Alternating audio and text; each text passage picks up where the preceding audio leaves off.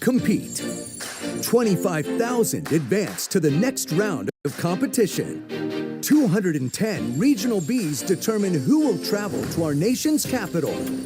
After 2 grueling rounds of competition, only the semi-finalists remain.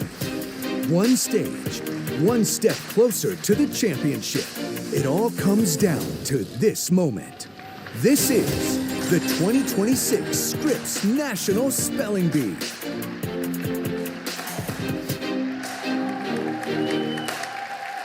All right. Good evening and welcome to the 2026 Scripps National Spelling Bee semifinals. I'm Mina Kimes, and if you've been with us all week, you know how exciting this competition has been and just how far these remaining spellers have come. If you're joining us for the first time tonight, you chose a great night because this is the semifinals. The stage gets bigger, the number of spellers in the competition gets smaller, and the words, they only get tougher. We started this competition earlier in the week with 247 of the most skilled young spellers in the world. They have been tested across 6 rounds of competition, spelling rounds, vocabulary rounds, written tests, and now only 54 remain. Tonight, this field will narrow again. Only the strongest spellers will advance to the finals. But before we get to it, let me introduce you to the people who are here guiding these bright young students through every word tonight and who know this competition better than almost anyone, our judges and pronouncers. Helping us out for this round, pronouncer Dr. Brian Sietsema and associate pronouncer Kevin Mock.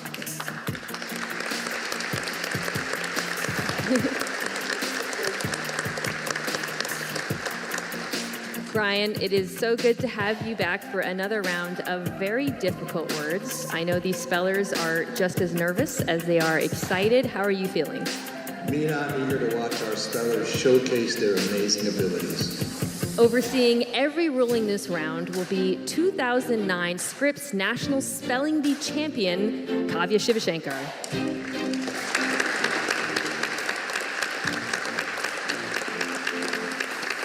One wrong letter and she'll have to ring that heartbreaking bell. Kavya, you know firsthand the dreaded feeling that spellers have when they hear that ding. I certainly do, as I myself have actually been on the receiving end of the bell many times, as Judge Brooks can attest. But spellers, we are truly rooting for each and every one of you, so hope you're all very proud of yourselves.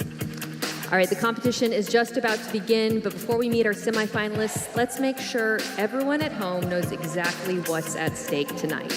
Let's check in with our veteran bee expert and my co-host, Paul Leffler. Paul? Well, thanks, Mina. Welcome to the Bee. And here's how the semifinals work. Each speller will step up to the microphone and hear a word from the pronouncer. Now, the spellers can ask for a definition of that word, part of speech, language of origin, or hear the word used in a sentence. We'll start with a spelling round where each competitor has 90 seconds to work through every possibility of that word. But then comes a vocabulary round, just 30 seconds to pick a multiple choice answer to each question. Get it right, you move one step closer to tomorrow night's finals. If you're not correct, you're going to hear that sound Kavya was just talking about, the dreaded bell. And once that bell resounds around this auditorium, your bee journey has come to an end. Mina? Thank you so much, Paul. These 54 spellers are so close to making it to the finals. It all begins right now with our first group of spellers.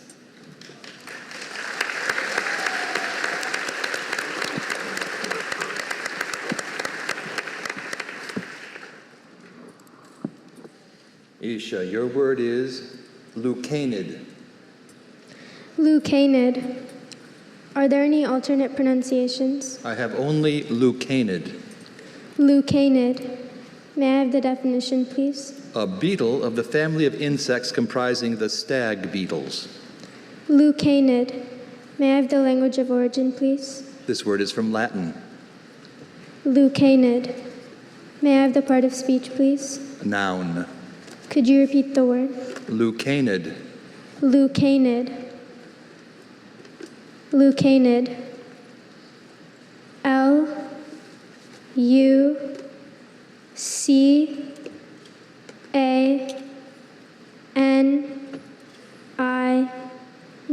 Leucanid. That is correct. Thank you.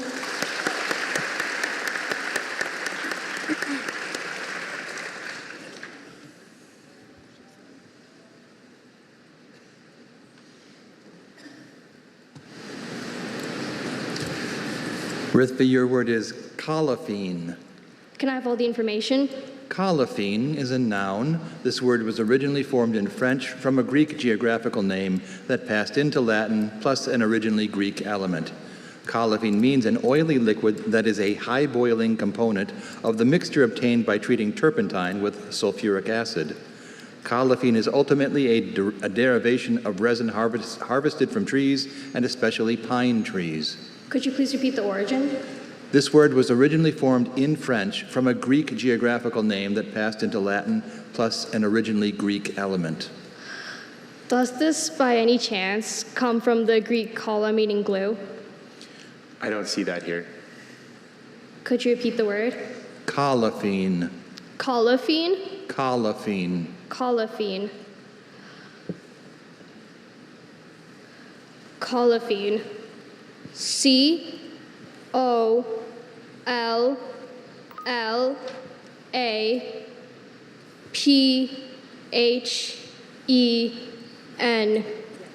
Colophene? Colophene is C-O-L-O-P-H-E-N-E. Thank you. Congratulations, Rithvi. We're so happy to see you spell again this year. Thank you so much.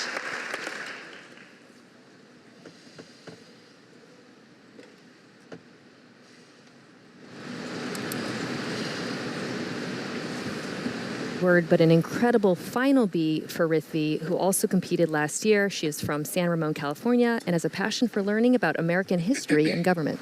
Hi. Hi. So we're trying to get the time clock working, so we're going to be manually timing.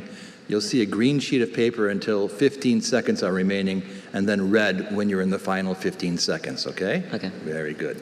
You ready? Maybe. Here we go anyway. Icosanoid. Okay. Icosanoid. Does this, okay, origin please. This word is from originally Greek parts. Is this from the Greek icosa, something like that, meaning 20? Yes. Okay, thank you. All of it, please. All of the information? Yes. Icosanoid is from originally Greek parts. It's a noun. It means any of a class of compounds that are derived from polyunsaturated fatty acids and that play a role in cellular activity. Icosanoid. All right, here we go. E-I-C-O-S-A-N-O-I-D, icosanoid. That is correct. Thank you.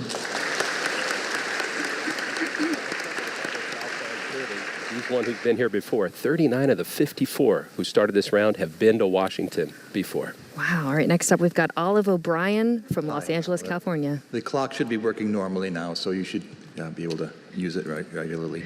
So listen carefully. Your word is cytosine, and this cytosine means a crystalline pyrimidine base obtained especially by hydrolysis of nucleic acids and also made synthetically. Repeat the word, please. Cytosine. Does this come from... Oh, may I have the language of origin, please? This word was originally formed in German from Latin and Greek-derived elements. Does this come from Greek cytos, meaning cell? You're on the right track. May I repeat the word, please? Cytosine.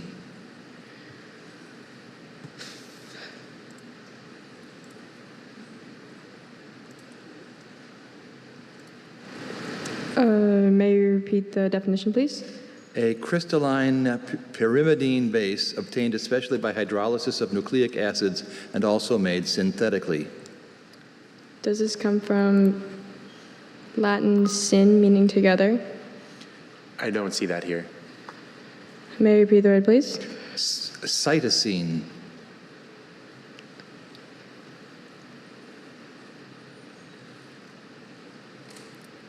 You have 20 seconds.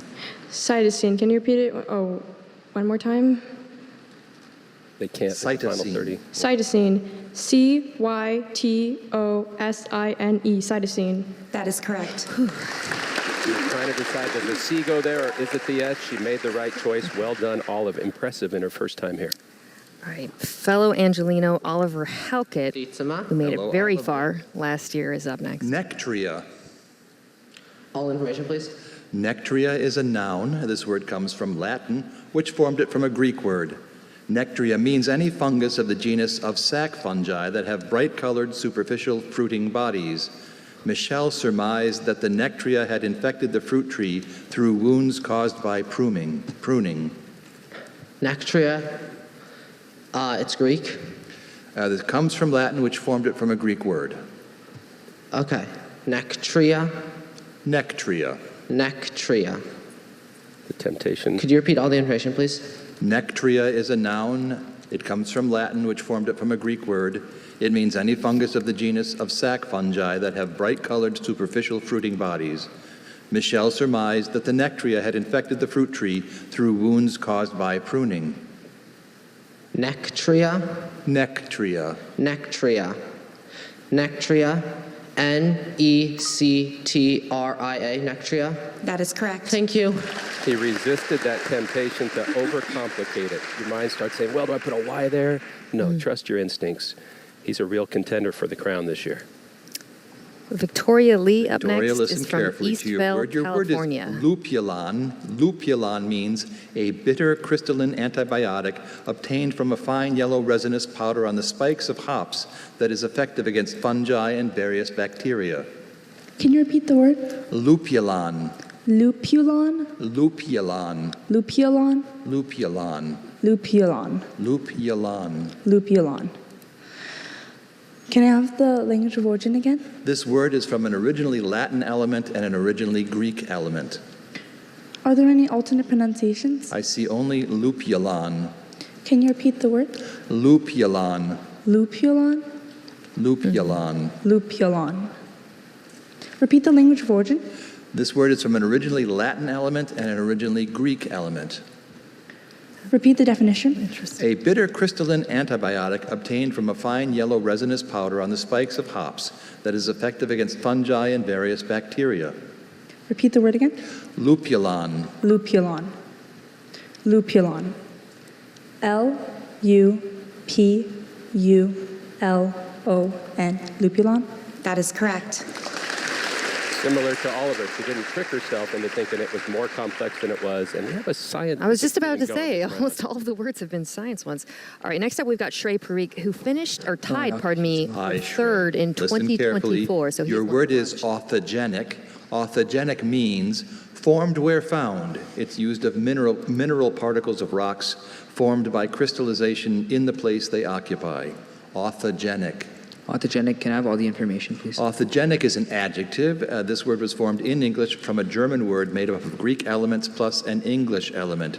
It means formed where found. It's used of mineral particles of rocks formed by crystallization in the place they occupy. Yehuda was glad to have his article on authogenic feldspars published in the Journal of Geology.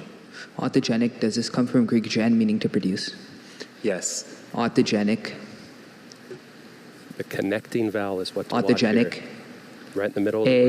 A-U-T-H-I-G-E-N-I-C, autogenic. That is correct. Also comes from a Greek place that has the I, not an O. It would be a tendency in Greek to have the connecting vowel be an O. Great job by him to not fall for it. Hi there. Your word is nemeline. Can I have all the information? Nemeline, also nemelin, is an adjective. This word is made up of Greek and Latin elements.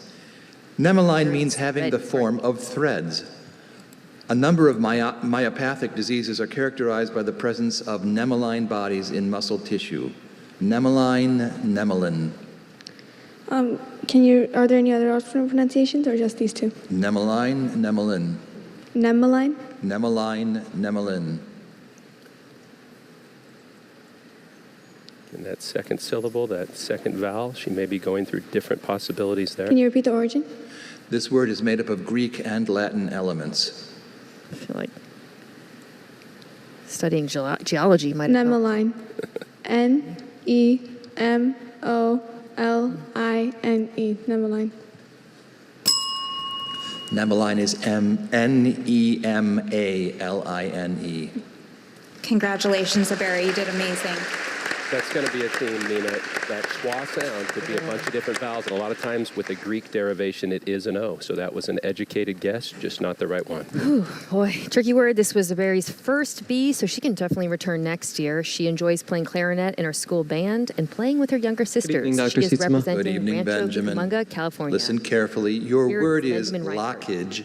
Lockage means the commander of a small division of an ancient Greek army comprising about 100 to 200 men. Could you please provide all the information on this word? Lockage is a noun. This word is from Greek. It means the commander of a small division of an ancient Greek army comprising about 100 to 200 men. Anaxibius invited a general and a trusted lockage to his tent to confer about strategy for the coming battle. Lockage. Could you please repeat the word? Lockage. Could you please repeat the definition? The commander of a small division of an ancient Greek army comprising about 100 to 200 men.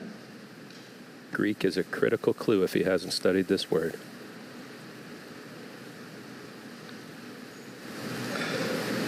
Is that because of the LOCH? Exactly that. Lockage. Am I pronouncing this right? We'll tell you if we hear anything wrong. Lockage. L-O-C-K-A-G-E. Lockage. Lockage is L-O-C-H-A-G-E. Congratulations on a great performance, Benjamin. Thank you for the opportunity. And in Greek, that sound is often made by the CH combination. And maybe he was thinking, hey, that's too simple. You know, at this round, you start to second guess yourself. That was a terrific performance from Benjamin in his first and final B. He's from San Diego, California. Someday he aspires to design his own car. Maybe he will. There's Hello. another California. Hello, Charlie. Your word is alnager. Alnager, can I please have all the information? Alnager, or alnager, is a noun. This word is from a word that went from Germanic to French to English plus an English element. Alnager means a one-time officer in England whose duty it was to inspect and attest the measure and quality of woolen cloth. During the late Middle Ages, an alnager inspected each piece of cloth and then affixed a stamp to show that it was of the expected size and quality. Alnager, alnager. Alnager, can you please repeat the word 5 times in a row? Alnager, alnager, alnager, alnager, alnager, alnager, alnager, alnager, alnager, alnager. Alnager, alnager. Can you please repeat all of the information? I want to hear you say it again. Alnager. Okay. Alnager or alnager is a noun. It went from Germanic to French to English plus an English element. It means a one-time officer in England whose duty it was to inspect and attest the measure and quality of woolen cloth. During the late Middle Ages, an alnager inspected each piece of cloth and then affixed a stamp to show that it was of the expected size and quality. Alnager, can you please repeat the word? Alnager, alnager. Look at the clock. Okay. Alnager. A-L-N-A-G-E-R. Alnager. That is correct. Thank you. I think Charlie was on it from the beginning. At this point, you know, any slip-up is going to cost you, so he just wanted to be sure. All right, this is Arshan Shariar from Toronto, Ontario, California. Hi, Arshan. Your word is nispero. Sorry, say that again? Nispero. May I have all the information except the sentence? Nispero is a noun. This word passed from Greek to Latin to Spanish. Nispero means the fruit of an Asiatic evergreen tree used for preserves, jams, and jellies, called also loquat. Nispero. Nispero. Nisporo. Nispero. So you can tell he's already thinking about that Definition second again, vowel. please. The fruit of an Asiatic evergreen tree used for preserves, jams, and jellies. Nispero. N-I-S-P-E-R-O. Nispero. That is correct. Yes. Great recovery. You could hear his first pronunciation. He had an O sound there, but he thought about it, thought of Spanish, came up with it. A hope for Canada to claim the crown. One of just 3 11-year-olds, by the way, left in the B. Next up is Isaac Brogan from Maidstone. Shivering, but not also because in I'm Ontario. cold. Let's warm up things now. Amarevoli. Amarevoli, all info, please. Amarevoli is an adverb. It was formed from Latin-derived Italian parts. Amarevoli means with bitterness, poignantly. It's used as a direction in music. In the opera, the abandoned woman sang a lament, Amarevoli. Amarevoli, does this come from Latin amare, meaning to love? It does not. Does not. Amarevoli, does this come from Latin volare, meaning to fly?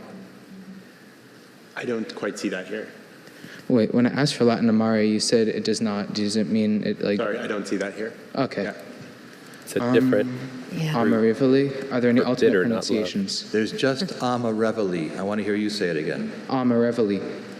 Origin, please. This word was formed from Latin-derived Italian parts. Amarevoli. Amarevoli. Amarevoli. Amarevoli. That is correct. Thank you. Outstanding performance by one of our contenders. Even though he didn't have the root word answers he was looking for, he trusted his instincts and his knowledge of how sounds are formed in Italian. Italian, right? That last syllable. All right, next up we got Nicole Ganta. Nikhil, listen from to your word Timnath, carefully. Colorado. The word is carretta. Carretta means a two-wheeled cart. It's used in the Southwest. All info except the sentence, please. Carretta is a noun. This word is from Spanish, which formed it from a Celtic-derived Latin word. Carretta means a two-wheeled cart. It's used in the Southwest. Any alternate pronunciations? Just carretta. Which he wishes there would be an alternate pronunciation. Does he go single Can I consonant please or have the double language of in the middle of origin this again? word? This word is from Spanish, which formed it from a Celtic-derived clue? Latin Or word. maybe the Spanish. Carretta. Can you please say the word again? Carretta.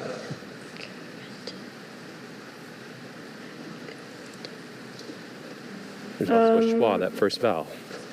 Can I please have the definition? A two-wheeled cart. Latin carrere, meaning to run. I don't see that here. Okay. Carretta, C-A-R-E-T-T-A. Carretta? Yeah. Carretta is C-A-R-R-E-T-A. Thank you. Congratulations, Remember- Nicole. Mina, these words have been anglicized, so in authentic Espanol, that's carreta. You have the Right. roll of the R's that tells you there's two. In this case, you pronounce it how the dictionary says to. Wow, this is a tough round. So Nicole Ganta, such a fantastic performance. He's from Timnath, Colorado. I mentioned that. He's also passionate about cricket, hoping he can take a swing at next year's. Well, your word is graphite. Definition. A mineral consisting of basic phosphate of sodium, calcium, iron, aluminum, and manganese with a crystal structure related to that of garnet. Is participation noun? It is a noun. Or any of the 27 pronunciations? Only That graphite. contain the substance ite, meaning mineral. I don't see that listed as a root here. That can Greek word glyphos, meaning cloud horn. Did you say a clawed horn? Yeah. I don't quite see that here. I don't see that here. I'm Mango sorry. origin.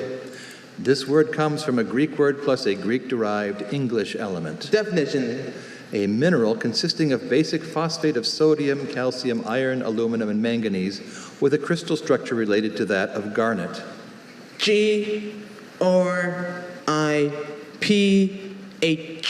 G-R-I-P-H-I-T-E. If you're done spelling, just say the word. Graphite. That's correct. Great job. He didn't fall for the red herring, which was Greek. A lot of times that's a Y in Greek.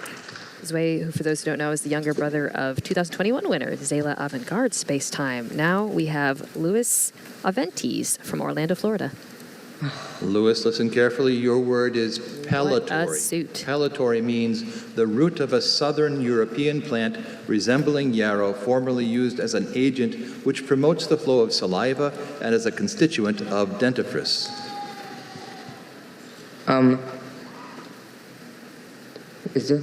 Would you give me the language of origin? This word went from Greek to Latin to French before becoming English. Is there any alternative pronunciations? I see only pellitory. Would you repeat the word again? Pellitory. Would you repeat the definition again, please? The root of a southern European plant resembling yarrow, formerly used as an agent which promotes the flow of saliva and as a constituent of dentifrice. You've got the What's the single second or word double again? consonant Pellitory.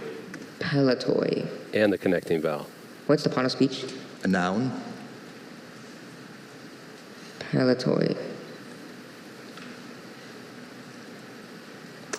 Pellitory. Would you repeat the word one more time? Pellitory. Pellitory. Pellitory. Look at the clock. Pellitory.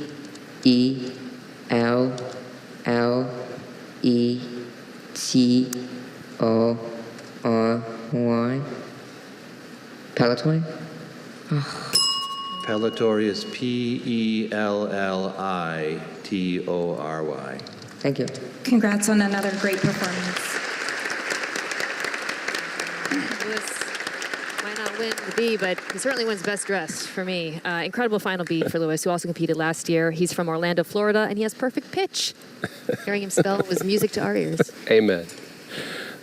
All right, we are just getting started. And in that round, 10 spellers made it through. It's impressive to watch them calculate up there and deal with the clock at the same time. Isha, Aiden, Olive, and Oliver all moving on to the next round. A lot of familiar faces from past years. You are watching the 2026 Scripps National Spelling Bee presented by Chipotle. We'll be right back.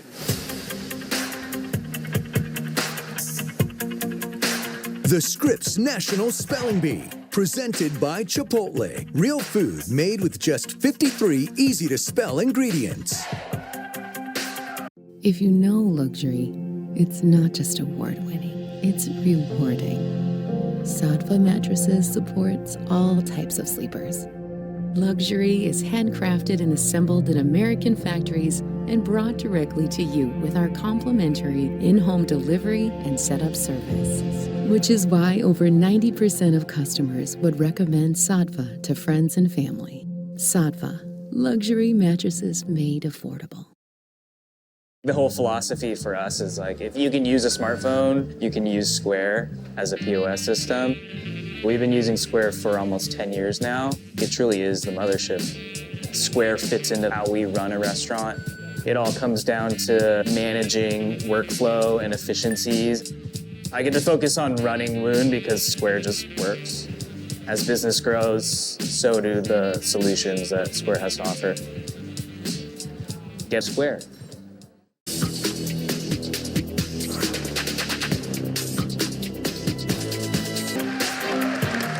Welcome back to the Scripps National Spelling Bee. The semifinals are underway, and you can feel the pressure in this room rising. So let's not make our spellers wait one more minute. Next, taking the stage is our next speller, Sarv Darvain from Dunwoody, Georgia. A fan favorite last year when he finished third, almost won it all. Hi, Sarv. Your word is histodynemia. Histodynemia. May I please have any alternate pronunciations? I only have histodynemia. Histodynemia. May I please have the part of speech? It's a noun. May I please have the origin? This word is from Latin, from a word formed in German from Greek elements and a Greek-derived Latin element. May I please have the definition? A recessive autosomal metabolic defect that results in an excess amount of certain crystalline basic amino acid in the blood and urine due to a deficiency of an enzyme occurring especially in the liver of vertebrates. Could you please repeat the word? Histodynemia. Histodynemia. Could you say it again, please? Histodynemia. Okay, thank you. Histodynemia. If he knows the specific amino acid he referred Histodynemia. to. Histodynemia.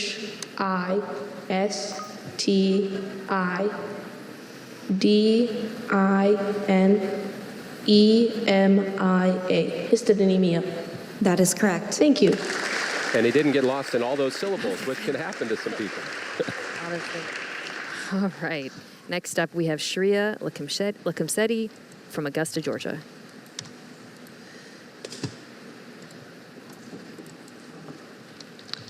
Shreya, your word is vancomycin.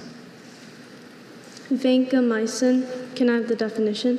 An antibiotic derived from a bacteria of an order of filamentous or rod-shaped bacteria that is effective against gram-positive bacteria. Okay.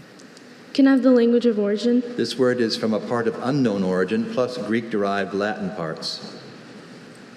Vancomycin. Can you repeat the word again? Vancomycin. Vancomycin. Are there any alternate pronunciations? Only vancomycin. Can you repeat the word again? Vancomycin. Vancomycin. Can you repeat the language of origin again? This word is from a part of unknown origin plus Greek-derived Latin parts. Vancomycin. Vancomycin. Can you repeat the word one more time? Vancomycin. Vancomycin. Vancomycin. Vancomycin.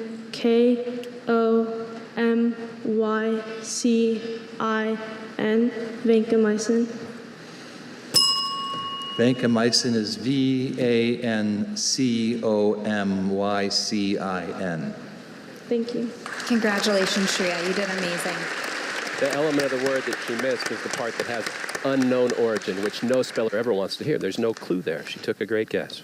Shreya just followed in the footsteps of her three-peat brother Sai with a stellar performance. Hailing from Augusta, Georgia, she's also a member of the Science Bowl team and can return next year. Next up, we have Yahya Muhammad from Hoffman Estates, Illinois. And this is his third and final trip. Hello, Yahya. Your word is orosomucoid.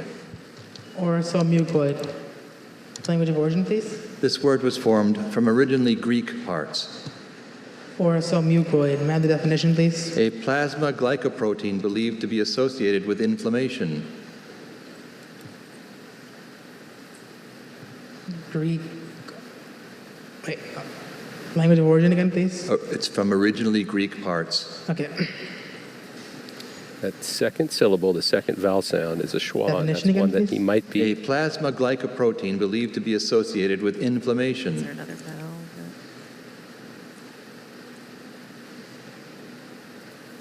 Could be a lot of Are possibilities. there any alternate pronunciations? Just orosomucoid. Orosomucoid. Okay. Definition one more time, please. A plasma glycoprotein believed to be associated with inflammation. Orosomucoid. Are there any errors with the pronunciation? Just the orosomucoid. Okay. Orosomucoid.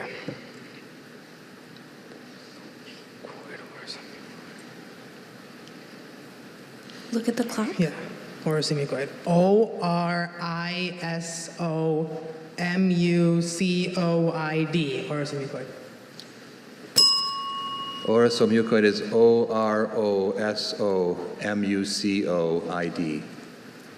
Yeah, congratulations on yet another impressive finish here. Thank you for everything. Thank you, Yahya. When it's that schwa sound, that sound, it could be any vowel or a Y, unless he knew the Greek root for way, O-R-O-S, which is pretty obscure. There was no sure thing. An impressive final beat for Yahya coming from Hoffman Estates, Illinois. He's a passionate Chicago sports fan. Particularly enjoyed that they included in his bio he dislikes the Packers very much. It's in his blood. Hi. Hi, Aditi. Your word is lacrimale.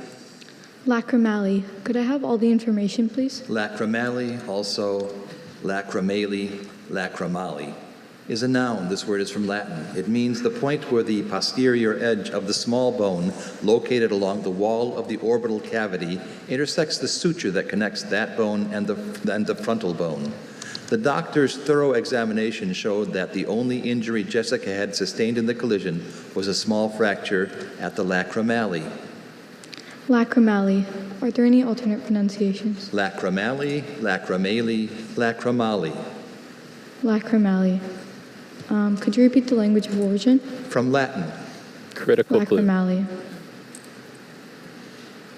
Could I have the definition once more? The point where the posterior edge of the small bone located along the wall of the orbital cavity intersects the suture that connects that bone and the frontal bone. Could you repeat the word once more? Lacrimale, lacrimale, lacrimale. Lacrimale. Lacrimale.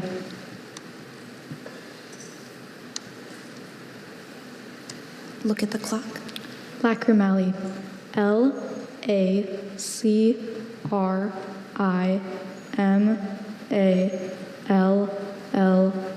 Lacrimally. Lacrimale is Lacrimale. Wonderful job, Aditi. We're very proud. Thank you. Even when you come through the part of the Latin root that relates to tears, and a lot of spellers have studied that, there's another element of this word that can trip you up. That was Aditi Moper. This was her first B. The speller from Barrington, Illinois, hopes to pursue a career in science. Might come in handy there. Or math. We hope to see her at the next B. So many science words. Hello. The whole round. Your word is chianina. Chianina. May I have the language of origin, please? This word is from Italian, which formed it from an Italian place name. Chianina. Chianina. May I have the definition, please? Any of a breed of tall white cattle of Italian origin, noted especially for producing lean meat. Chianina. Chianina. Are there any alternate pronunciations? Only chianina. Chianina. Chianina. Can you repeat the definition? Any of a breed of tall white cattle of Italian origin, noted especially for producing lean meat. Chianina. Chianina. Chianina. Chianina. Chianina. Italian can be tricky. Chianina. May I have the part of speech, please? Noun. Chianina. Can you repeat the word? Chianina. Chianina. Can you repeat any alternate pronunciations if there are any? There's only chianina. Chianina. Chianina. Chianina. Chianina.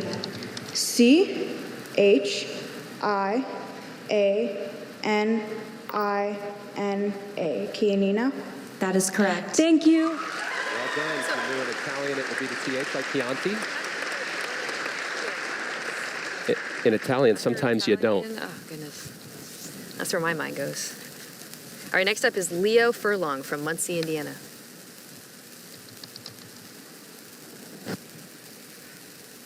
Leo, your word is tremolith. Tremolith. May I have the definition? A minutely punctate calcareous body found in chalk and deep sea ooze and constituting the skeletal remains of any of numerous minute, mostly marine planktonic organisms. Tremolith. Tremolith or tremolith. Can I have all the information, please? Tremolith or tremolith is a noun. This word was formed in English from originally Greek parts. It means a minutely punctate calcareous body found in chalk and deep sea ooze and constituting the skeletal remains of any of numerous minute, mostly marine planktonic organisms. As in, Freddie wrote his doctoral dissertation on variations in the tremolith structure of various phytoplankton. Can you repeat the word? Tremolith or tremolith. Greek. Can you repeat it one more time? Tremolith, tremolith. Can I have the definition again, please? A minutely punctate calcareous body found in chalk and deep sea ooze and constituting the skeletal remains of any of numerous minute, mostly marine planktonic organisms. That's schwa in the middle. Tremolith. Tremolith.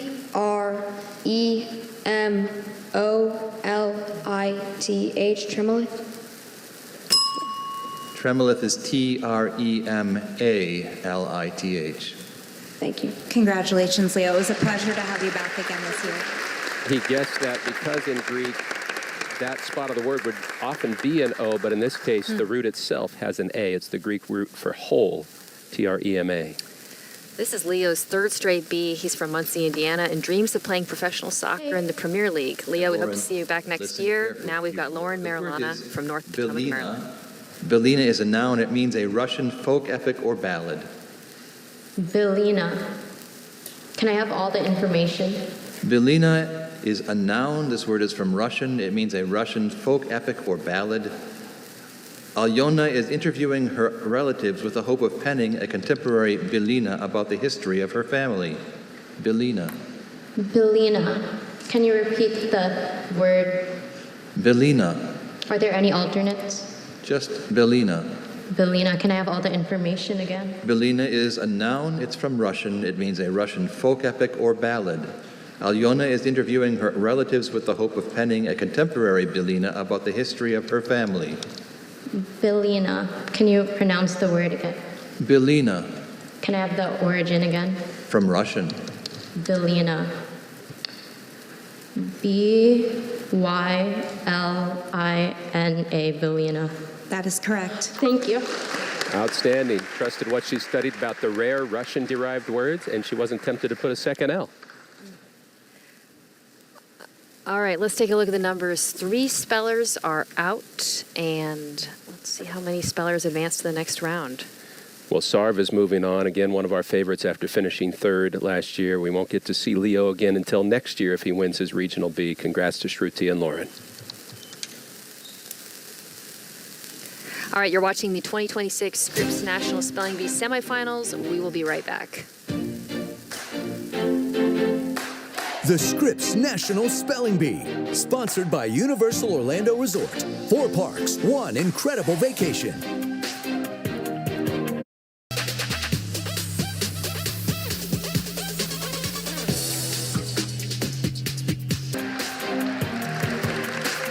Welcome back. We are well into round 7, and this field is showing exactly why they've made it this far. Every single speller up here tonight has earned their place. Our next speller is Thanvi Gadamani from Ellicott City, Maryland.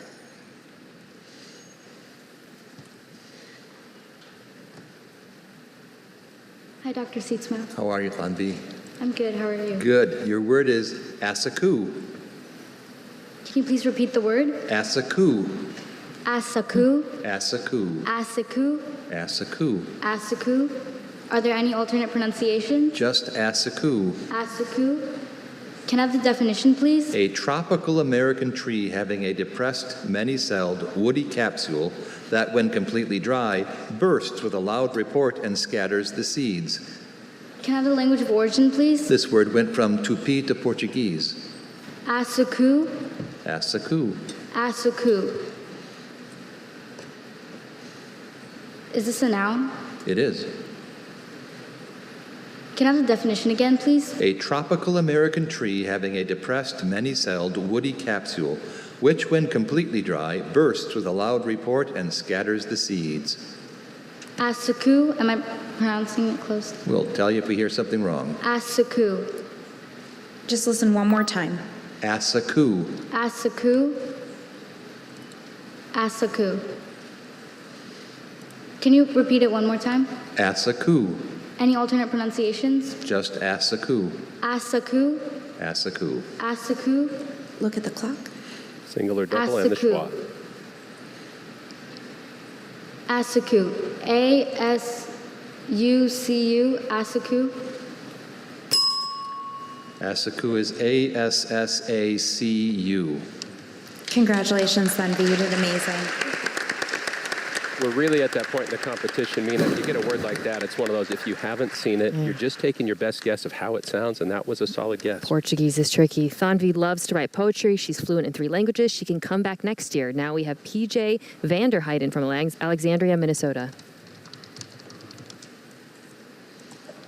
PJ, listen carefully to your word. It is Osnaburg.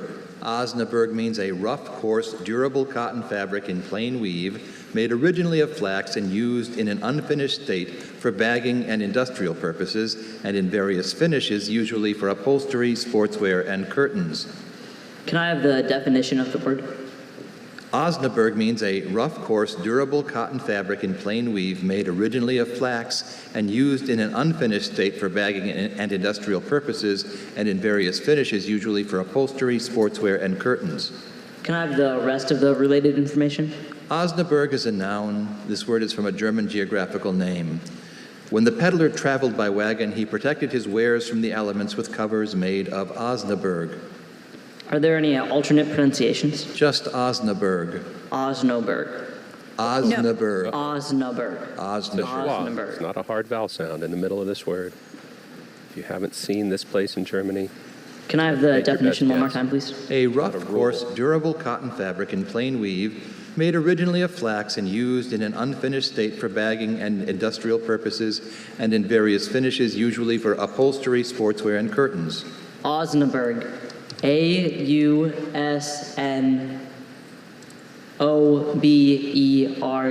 Osnaburg. Osnaburg is Osnaburg. Thank you. Congratulations, PJ, on an incredible finish. When it's a German-derived word, you don't know how anglicized it's been. So he put it that way. In German, that would be Osnaburg. But sometimes you'll get that because we've changed the pronunciation in our language. It was an incredible first and final B for PJ, who loves to play tennis, piano, cello. Now we have Wade Salvi from Minneapolis, Minnesota. Wade, your word is Ducape. Ducape. Language of origin, please. The origin is unknown. Great. Definition? A heavy corded silk dress fabric, Nice. popular chiefly in the 18th century.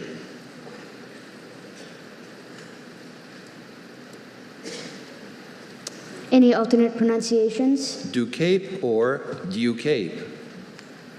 Can I have all the information one more time, please? Ducape or Ducape is of unknown origin. It is a noun. It means a heavy corded silk dress fabric popular chiefly in the 18th century. After much back and forth with her stylist, Emma ultimately decided to accessorize her red carpet look with an elegant hood of Ducape. The alternate pronunciation should help him with the first syllable, but he might be thinking of other possibilities on the back end. When in doubt, sound it out. Ducape.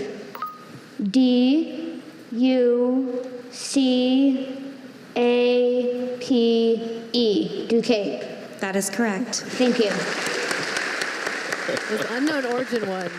And he told us just how he was feeling. Great. That's how Yeah. every speller feels when you hear that answer. Sometimes it spells like it sounds. All right, next up we have Ananya Agarwal from Columbia, Missouri. Ananya, your word is Kasula. Can I have all the information, please? Kasula is a noun. It's from Latin. It means an outer ecclesiastical vestment in the form of a wide sleeveless cloak or mantle that slips over the wearer's head but remains open at the sides, worn by the celebrant at Eucharistic services in the Roman Catholic and Eastern Orthodox churches and some churches of the Anglican Communion. The color of the kasula varies with either the season or the occasion, being red, for example, on Good Friday. Kasula. Are there any alternates? Just kasula. Can I have all the information one more time, please? Kasula is a noun from Latin. It means an outer ecclesiastical vestment in the form of a wide sleeveless cloak or mantle that slips over the wearer's head but remains open at the sides, worn by the celebrant at Eucharistic services in the Roman Catholic and Eastern Orthodox churches and some churches of the Anglican Communion. The color of the kasula varies with either the season or the occasion, being red, for example, on Good Friday. Kasula. Kasula. Kasula. She might be tempted to double. C-A-S-U-L-A. Kasula. That is correct. Thank you. And if she was, Ignore she the made a wiser temptation, choice. yeah. I like when you lay out the landmines and they skip them. All right, next up we have Sarah Fernandez from Omaha, Nebraska. You wish they could skip all of them, don't you? No, yeah. I'm like, don't do it. Hello, Dr. Shitsuma. Hello, Sarah. Listen carefully to your word. It is monomin. Monomin means a tall, aquatic North American perennial grass that yields an edible grain. Wild rice. Can you repeat the word? Monomin. May I have the language of origin? This word is from Ojibwe. Very uncommon. Can you say the word again? Monomin. Monomen. Does this come from the Greek mon meaning one? I don't see that here. Are there any alternate pronunciations? There's only monomin. That tells us what she's thinking Can you about repeat the that first vowel. definition? A tall, aquatic North American perennial grass that yields an edible grain. Wild rice. Can you give me all the information again except the sentence? Monomin is a noun. It's from Ojibwe. It means a tall, aquatic North American perennial grass that yields an edible grain. Wild rice. Monomen.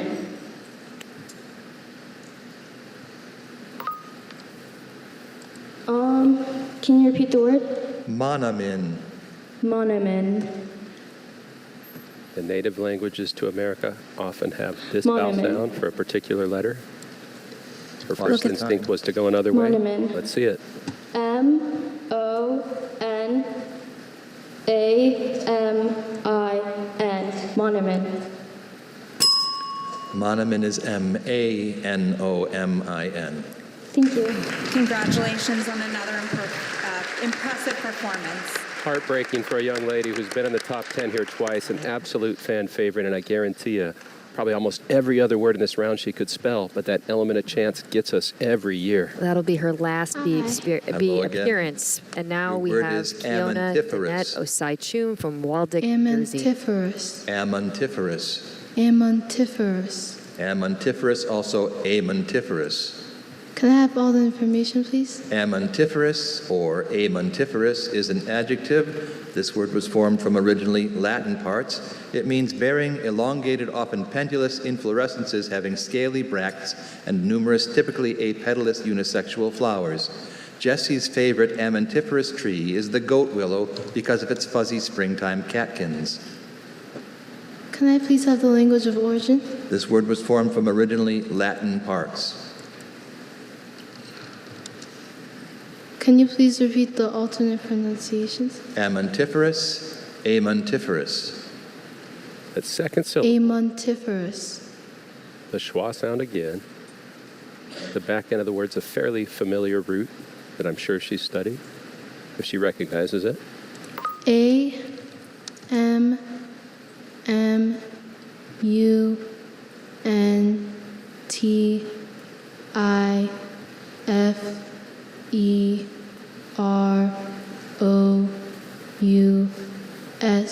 Amantiferous. Amantiferous is A-M-E-N-T-I-F-E-R-O-U-S. Thank you. You did an incredible job. Congratulations. Thank you. I know I sound like a broken record, Mina, but it's the schwa again, the toughest thing in this competition. If you haven't seen a word and you hear that sound, infinite possibilities, or at least A-E-I-O-U-N-Y. That's a little too many for some, Kiana Danette, that was her first B. She's 13. She'd come back next year. Now we have Ishan Your word Gupta is from Jersey City. Sinasarc. Sinasarc, can I please have what information? A Sinasarc, also pronounced Senasarc or Sinosarc, is a noun. This word is from a part that passed from Greek to Latin and Greek-derived element. It's a noun. It means the hollow living tube consisting of stem and stolons that connects the zooids of a hydroid colony. The Sinasarc connects the many polyps that together form coral, thus allowing the polyps to share nutrients. I'm sorry, this last syllable is Sinasarc. It's Sinasarc, Senasarc, and Sinosarc. Okay, could you repeat those pronunciations one more time? Sinasarc, Senasarc, and Sinosarc. Okay, Sinasarc. Does this come from the Greek kainos, meaning new? No. Okay, Sinasarc. Okay, Sinasarc. Does this come from the Greek sarko, meaning flesh? Yes, it does. Okay, Sinasarc. Can I What's have the beginning? one more time? The hollow living tube consisting of stems and stolons that connects the zooids of a hydroid colony. Repeat the word one more time. Sinasarc, Senasarc, Sinosarc. Sinasarc. C-O-E-N-O-S-A-R-C.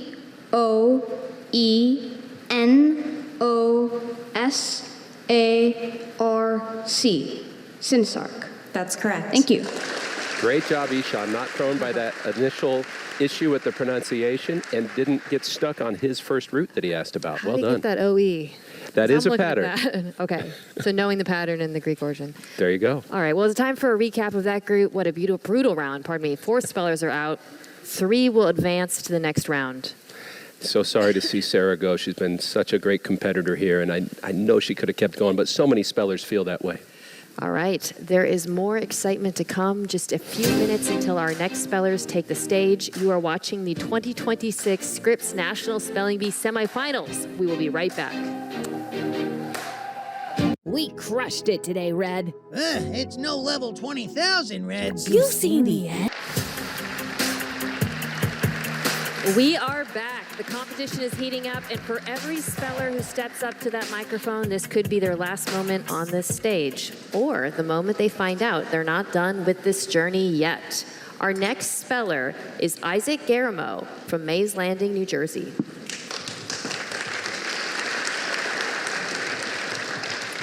Hello again, Dr. Seitama. Hello, Isaac. Listen carefully.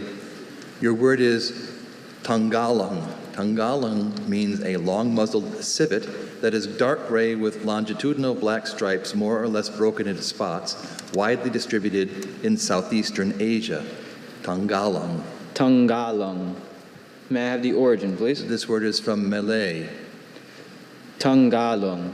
Are there any alternative pronunciations, please? Just Tanggalang. Tanggalang. Could you repeat the word once more, please? Tanggalang. Tanggalang. Repeat the definition, please. A long-muzzled civet that is dark gray with longitudinal black stripes more or less broken into spots, widely distributed in southeastern Asia. Tanggalang. Repeat the origin, please. This word is from Malay. Tanggalang. Repeat the word, please. Tanggalang. Tanggalang. And not a common derivation. His pronunciation Tanggalang. gives me hope. T U N G A L U N G. Tanggalang. Tanggalang is Tanggalang. Thank you. Isaac, we've really enjoyed watching you spell these past few years. Congratulations. Thank you. Again, it's the schwa, and with that pronunciation, you made sense. Isaac Guerrero, you've been a great competitor here. Yeah, it's his third trip to the semifinals, final B appearance. Next up, we have Weiwei Liang from Hartsdale, New York. Hi, Dr. Sitsuma. Hi, YY. Your word is Ainum. I knew. May I have all the information, please? Ainum, also Ainu, is a noun. This word is from Portuguese, which formed it from a Yoruba word. Ainum means a tropical disease of unknown cause that results in increasing fibrous constriction and ultimately in spontaneous amputation of the toes, and especially the little toes.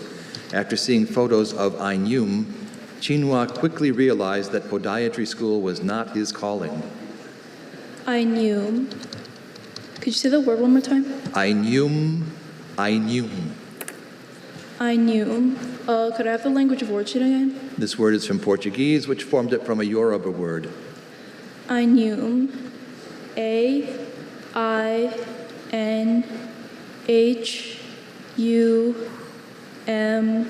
I knew. Ainum is it's A-I-N-H-U-M. Thank you. Congratulations, YY. We're very proud.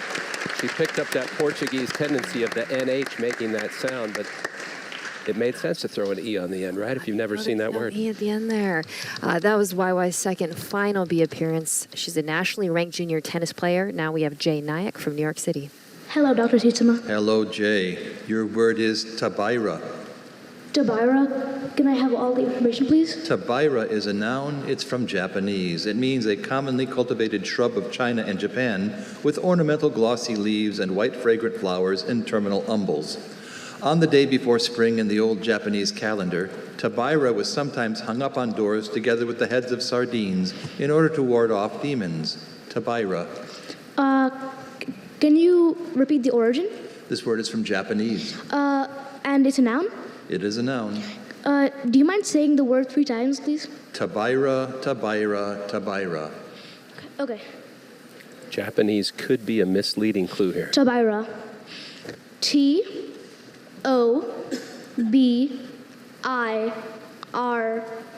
Tabaira. That is correct. What did he avoid? Well, in Japanese, that I sound is often going to be an AI, not just an I. Oh, nice work. All right, we have Kushi Go to Your word is from Mizpah. Morrisville, North Carolina. Mizpah, can I have the definition? Mizpah means, is an adjective. It means worn as by lovers to signify remembrance. Mizpah, can I have the language of origin? This word is from an ancient Palestinian geographical name which formed it from a Hebrew word. Are there any alternate pronunciations? Only Mizpah. Mizpah, can I have the part of speech? Adjective. Can you repeat the language of origin? This word is from an ancient Palestinian geographical name which formed it from a Hebrew word. Mizpah. Can you repeat the definition? Worn as by lovers to signify remembrance. Mizpah. Can you repeat the word? Mizpah. Mizpah.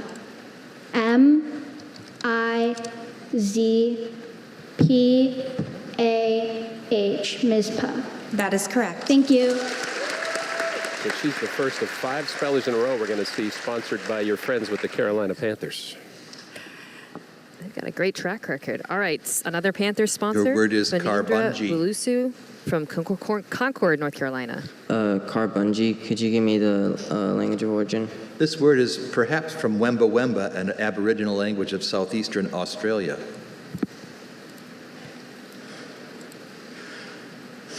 Could you give me the definition? A narrow-leaved cattail of Australia.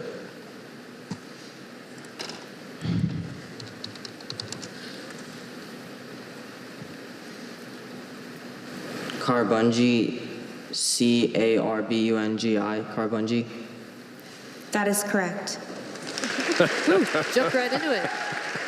He looked a little No surprised, fear. and he stuck true to that. How does it sound? What do I know Yeah. about those native languages? Aboriginal language, Wemba Wemba. That might be the only time we hear that. This is Harini Harini, your word Jayakumar is from Mooresville, Tokoloti. North Carolina.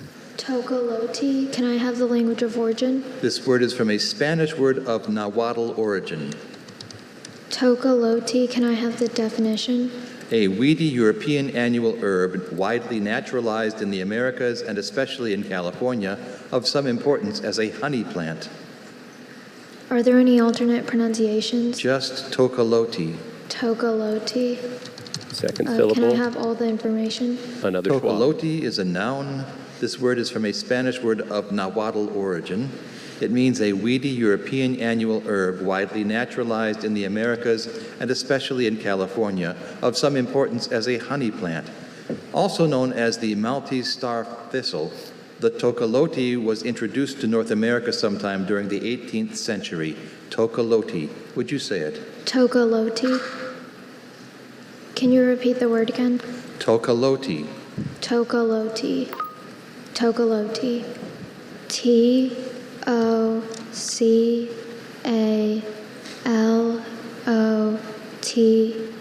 Tokoloti. That is correct. Thank you. And you've been at it as long as Harini is. You've studied a lot of obscure origins and words. Well done. Staying in North Carolina, Such Akela from Apex. He was here last Good year, too. afternoon, Dr. Sietsema. Hello, Such. Your word is Cymborio. Cymborio. Cymborio. May I have the definition, please? Cymborio is a raised structure like a dome or a cupola, specifically a lantern, usually octagonal in plan, built over the crossing of a Gothic cathedral. This is used in Spanish architecture. Language origin, please. This word is from Spanish, which formed it from Greek-derived Latin. Spanish. Okay, what's the part of speech? It's a noun. Are there any alternates? Just Cymborio. Cymborio. May I have all the information again, please, except the sentence? Cymborio is a noun. This word is from Spanish, which formed it from Greek-derived Latin. Cymborio means a raised structure like a dome or cupola, specifically a lantern, usually octagonal in plan, built over the crossing of a Gothic cathedral. Cymborio. Can you repeat the language origin? This word is from Spanish, which formed it from Greek-derived Latin. Cymborio.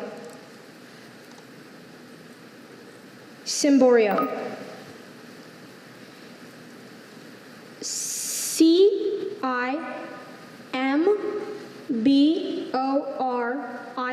Cymborio. That is correct. Thank you. No substitute for that unadulterated joy when you hear the correct response. It's a good streak for North Carolina. All right, next up, we've got Chalaka Ogobi from Minot, North Dakota. Good evening. Your word is vermerel. Vermerel. May I have all information, please? Vermerel, also vermerel, is an adjective. This word was formed from a French name. Vermerel means of, relating to, or being a spray nozzle for projecting liquid insecticides in a fine spray with considerable force. Did you want the sentence? Yes. The exterminator's vermerel applicator produced a spray so fine that it looked like a cloud was wafting from the tip of his wand. Vermerel. Can you repeat the language of origin, please? This is from a French name. French vermerel or vermerel. Vermerel. Schwa in the middle. What does the end look like? Yeah. Might he add extra letters? Can you repeat the word one more time? Vermerel, vermerel. Vermerel. Second pronunciation gives them the start of this world. Vermerel. Can you repeat the word one more time again? Vermerel, Vermerel. Vermerel. Vermerelle.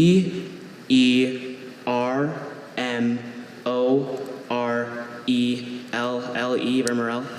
There you go. Vermerel is Vermorel. Thank you.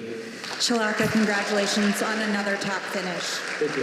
Chilaka was one of the big surprises of last year's B. I know North Dakota is so proud of his accomplishments. That will be his final B. This is Tia Geisler from Mentor, Ohio.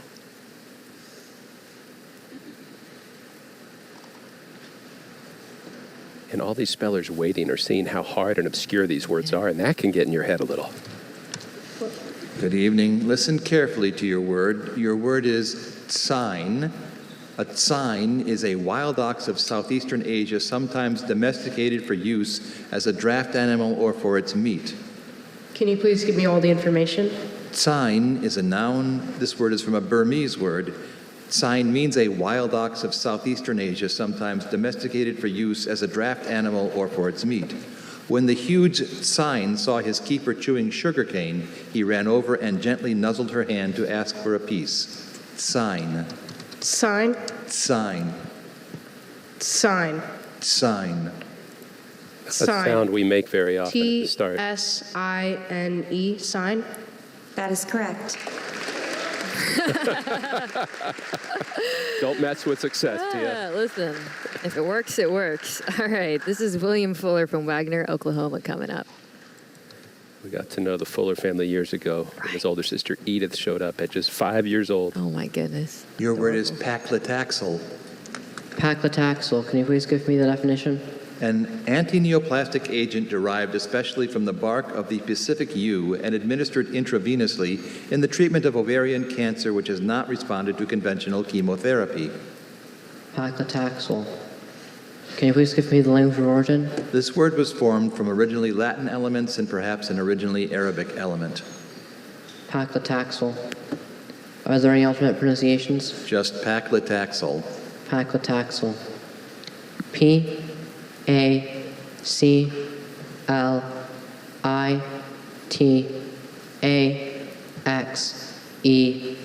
Paclitaxel. That is correct. Very impressive. Not your run-of-the-mill word. Watch out for William. All right, we've got Joey Anand from Glen Mills, Pennsylvania, up next.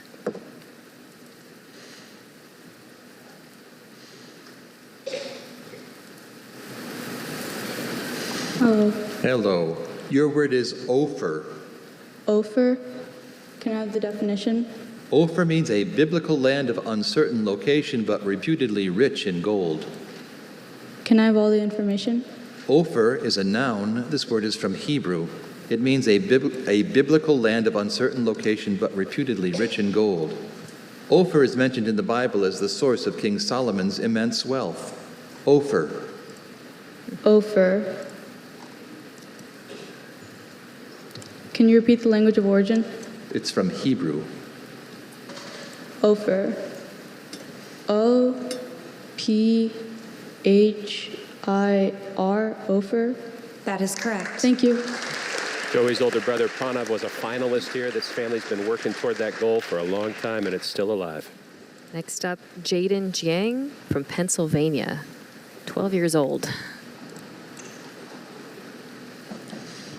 Jaden, your word is tarantas.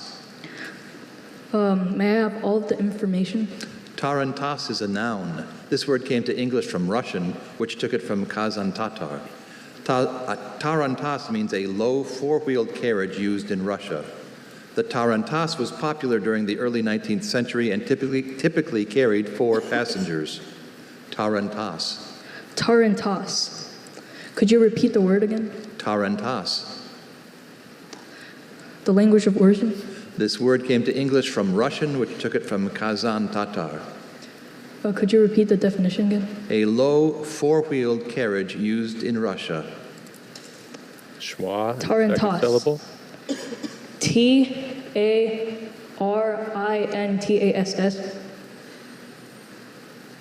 Say the word when you're done. Tarantas. Tarantass is Tarantass. Jaden, congratulations on your third impressive performance. I'm sure we'll see you again. Thank you. And Russian-derived words often do include eyes. It was another good guess, but Jaden, even though this is his third time, has 2 more chances to return. Love to hear that. Next up, we've got Saloni Biraber from Clover, South Carolina.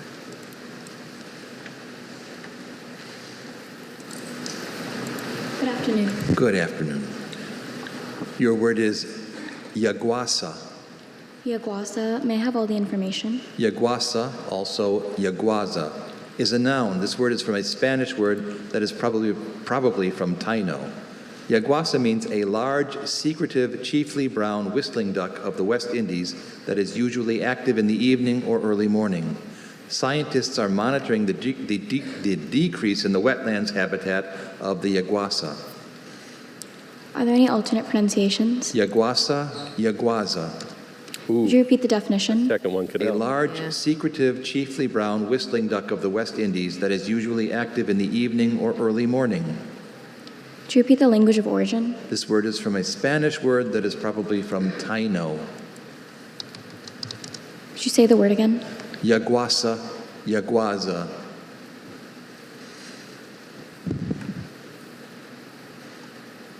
The sounds are very Spanish. Yaguasa. Y-A-G-U-A-S-A. Yaguasa.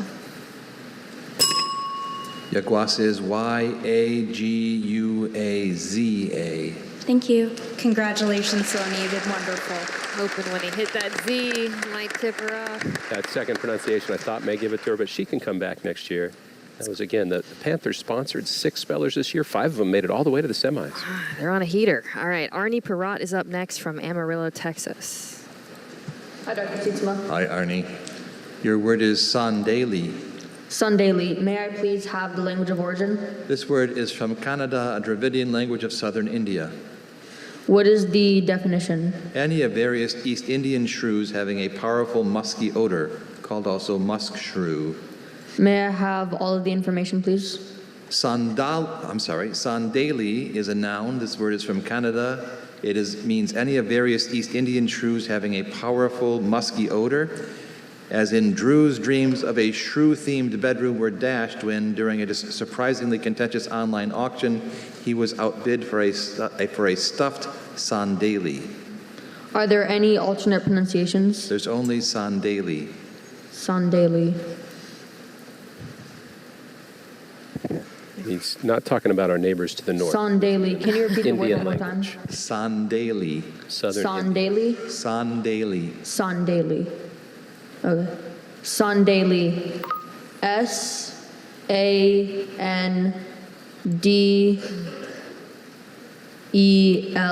Sandali. Sandali is S-O-N-D-E-L-I. Thank you. Congratulations, Arnie, Thank on you. another amazing performance. It's another great showing for Arnie, who tied for 20th last year. This is going to be his final B appearance. He's a passionate Lego builder and F1 fan. Okay, here is where things stand after that group. 6 spellers are out. 8 will advance to the next round. Let's look at some of them. We've got Jay Nyack. Oh, we're going through these. Some of the familiar faces we talked about. William Fuller, sister, came earlier. She did. She was 6 by the time she made it here. I don't want to exaggerate, but 5 when she qualified. Joey, another family that's been in this B before. And it's so hard to say goodbye to any of the spellers. This has been a very, very difficult round. A little bit early, I think, the difficulty coming in. Yeah, some of these languages of origin are really tripping folks up. Stay with us. There is still plenty more excitement ahead. Soon, the next group of spellers takes the stage here at the 2026 Scripps National Spelling Bee Semifinals. We will be right back. The Scripps National Spelling Bee, sponsored by Chase. Make more of what's yours.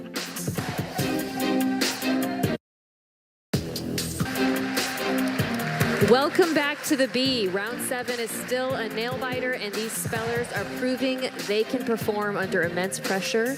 Let's continue with speller Thuvan Bhutani from Austin, Texas.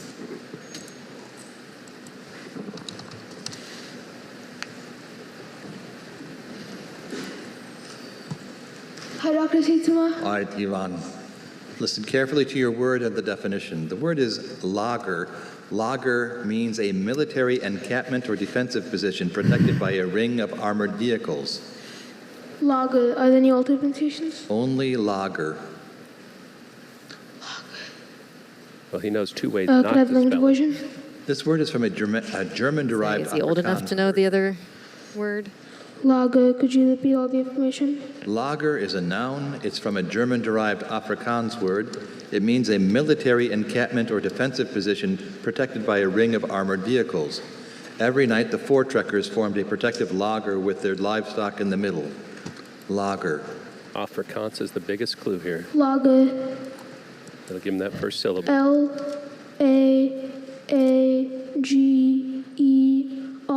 Lager. That is correct. Thank you.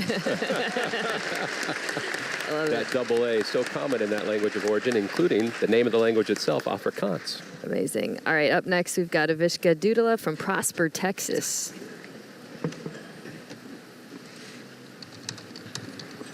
Hi.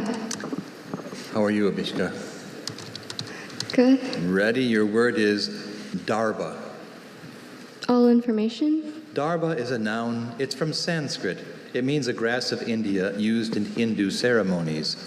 In preparation for the votive ritual, the priest formed a small circle out of darba and wore it as a ring. Darba. Can you repeat all the information? Darba is a noun. It's from Sanskrit. It means a grass of India used in Hindu ceremonies. In preparation for the votive ritual, the priest formed a small circle out of darba and wore it as a ring. What's the language of origin? Sanskrit. Could you repeat the word? Darba. Can you say it? Darba. There may be an inclination to Darba. put an extra letter at the front. Darba. D-A-R-B-H-A. Darba. That is correct. Thank you. You put that silent H in the right spot, not the wrong Yeah, that's what I spot. was worried about. You make me so worried when you introduce these ideas. All right, next up we got first-timer Krish Von Junith from Irving, Texas.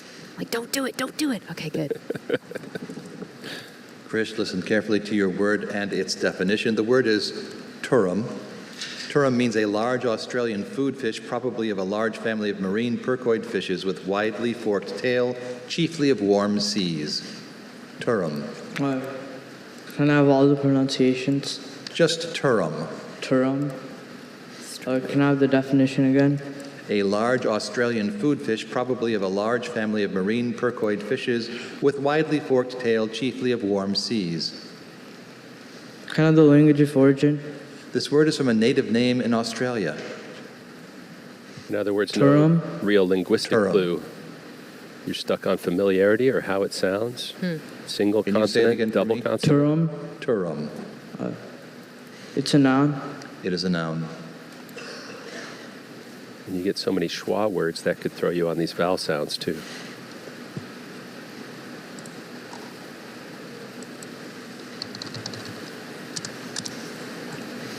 It's a native name of Australia. It comes from a native name in Australia. Turum. T-U-R-R-U-M. Turum. That is correct. All right. They looked at that swarm of obscure fish and tore them to pieces, Mina. Hey. All right, Logan Bailey is up next, 12 years old from Houston, Texas. Hi. Hi, Logan. Your word is bahut. Could you repeat that? Bahut. Bahut. May I have all the information? Bahut is also bahut, bahut, or bahut. It is a noun. It's from French. It means a chest or cabinet, especially one having a rounded top and used as furniture. The Baron's bahut was covered in leather tooled with his family crest. Bahut. Bahut. Could you say the language of origin again? French. What's the definition? A chest or cabinet, especially one having a rounded top and used as furniture. Could you repeat the word? Bahut, bahut, bahut, bahut. Hopefully the combination Bahut. of all of those will help them. Bahut. B-A-H-U-T. Bahut. That is correct. Yes! Way to go, Logan. And kudos to Dr. Sietsema. He's had a tough round to pronounce, Yeah. and he nailed all of those. Truly. All All right. those sounds are hard to make. So this is a fun one. Next up, we have Zachary Teo, who's the youngest competitor at 9 years old, and yet he made it to the semis last year as well. Dr. Sietsema. Hello, Zachary. I want you to listen carefully to your word and its definition. The word is Hutu. Hutu means a South American bird that lives in tropical forests, resembles a jay in form, is colored chiefly green with blue, black, and rufous markings, and has a long, peculiarly shaped tail. Sorry about that. Hutu, may I have the origin? This word is from an Arawak word and is ultimately of imitative origin. Hutu, can I have the part of speech? Noun. Hutu, can I have it in a sentence? In addition to insects and fruit, the Hutu also feeds on small lizards, snakes, and frogs. Hutu, are there any alternate pronunciations? Only Hutu. Hutu? Hutu. Hutu. Imitative origin Hutu. means you spell it how it sounds. That's what that derivation indicates. You said the origin is Arawak? Arawak, yep. But ultimately Hutu. imitative. Imitative.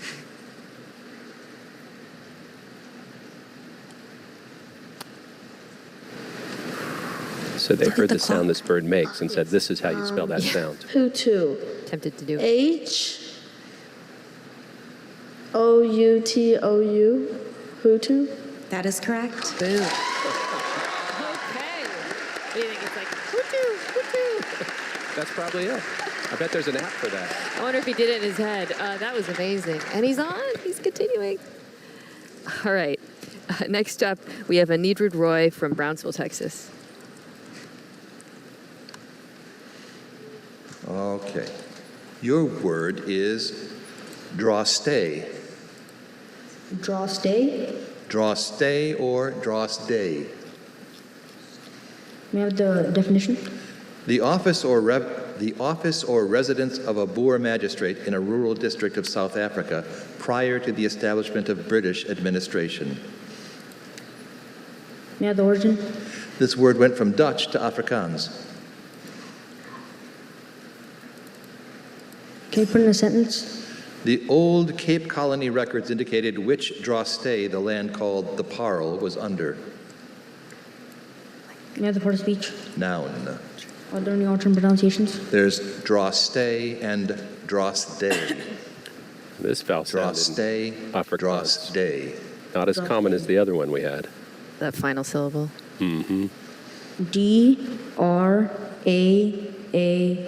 D-R-A-A-S-T-E. Draste. Draste is D-R-O-S-T-D-Y. You did a wonderful job, Anirudh. Congratulations.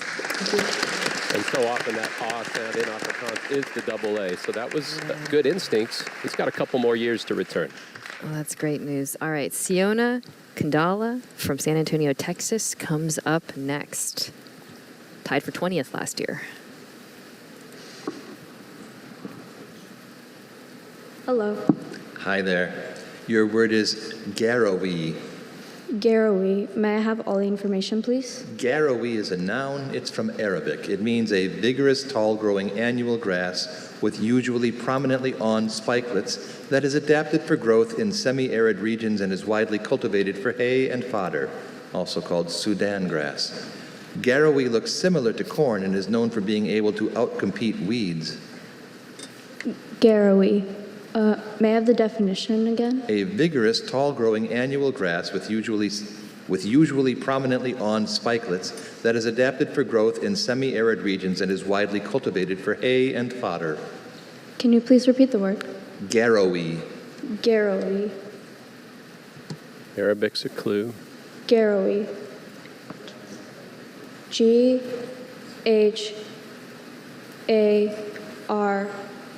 G-H-A-R-O-W-I. Garrowy. Garrowy is G-A-R-A-W-I. Thank you. Siona, we're so proud of you. You've done a really wonderful job these past few years. Congratulations. This was the fourth straight year she had made it to the Nationals. So many friends here, so much respect from her fellow spellers.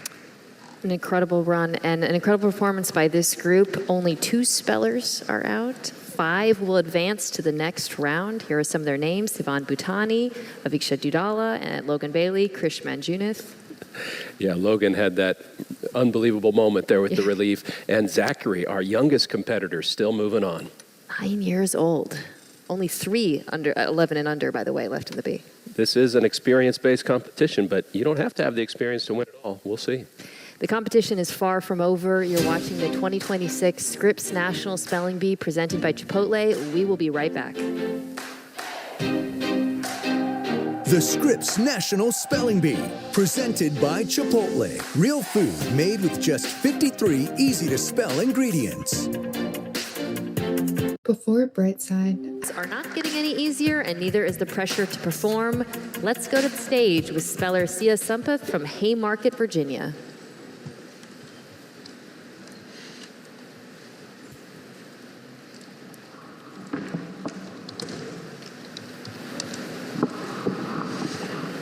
Hi, Sia. Hi. Your word is Taguig. Can I have the origin? This word is from a Southeast Asian geographical name. Can I have the definition? A city just southeast of Manila, Philippines. Are there any alternate pronunciations? Only Taguig. Could you say it? Taguig. Taguig. Could you repeat the origin? This word is a Southeast Asian geographical name. Now, the vowel combinations in this word are common in the Philippines. He's not giving her a language of origin, but a country of origin. A city just southeast of Manila in the Philippines.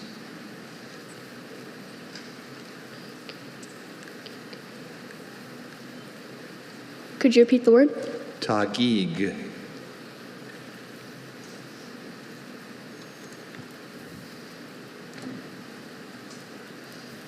Taguig. T-A-G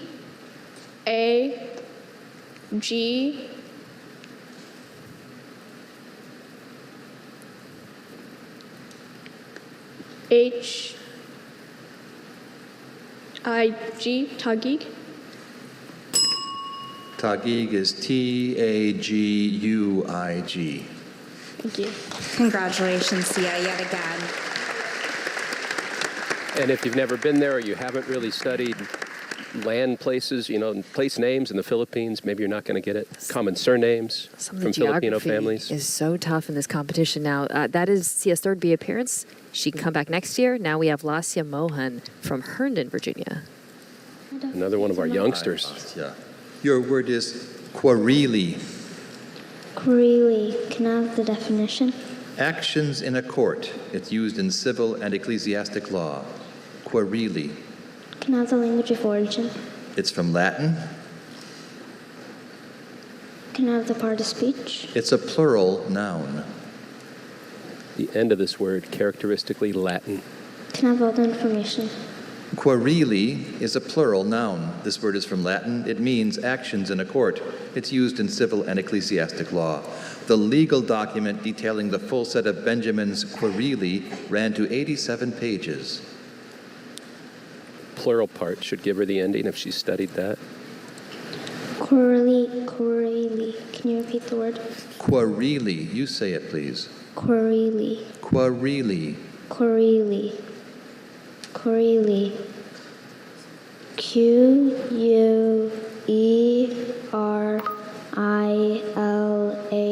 Quarili. She got the last part. Quarili is Q-U-E-R-E-L-A-E. Thank you. Lassie, you've been so impressive on stage. Congratulations. And eligibility-wise, she could be here 4 more times. Yeah, we're going to watch her grow in front of our eyes. We're going to see a lot more from Lasya. But next, we are going to see Taryn Shivkumar, from Glen Allen, Virginia. Up to you, Dr. Siskama. And to you as well. I'd like to thank Brian Witt for giving me such wit. Wonderful. All right. Viral sensation. Your word is cryocell. Cryocell. Define that. Cryocell means a crystalline solid of constant composition and definite freezing point that is obtained by freezing a saturated solution and contains the same ratio of solute and solvent as were present in the saturated solution. Does this come from the Greek stem cryos, meaning ice or cold? Yes. Cryocell. This is a noun, right? This is a noun. What's the origin? This word was formed in French from originally Greek and Latin parts. Cryocell. Cryocell. Cryoselle. Cryocell. Cryocell is Cryosel. Congratulations, sir. And thank You're you for teaching me what to entertaining worry us, and about. I'm sure you're now 'Cause when they said French, I was like, don't do ELLE, because you made that admonition the earlier. danger. The only thing that could have helped him is recognizing the root for salt, which is SEL.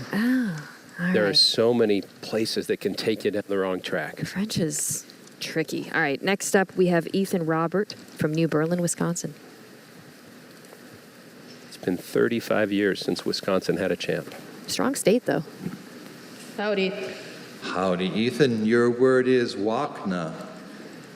Wakna. Could I have all the information, please? Wakna is a noun. This word is from Russian. It means a cod of Alaska and Kamchatka. In the summer, the wakna lives in open waters, whereas in winter it moves closer to the shore. Wakna. Could you please say the word again? Wakna. Could I have the definition once more? A cod of Alaska and Kamchatka. This is Russian, correct? This is from Russian. Is it a noun? It is a noun.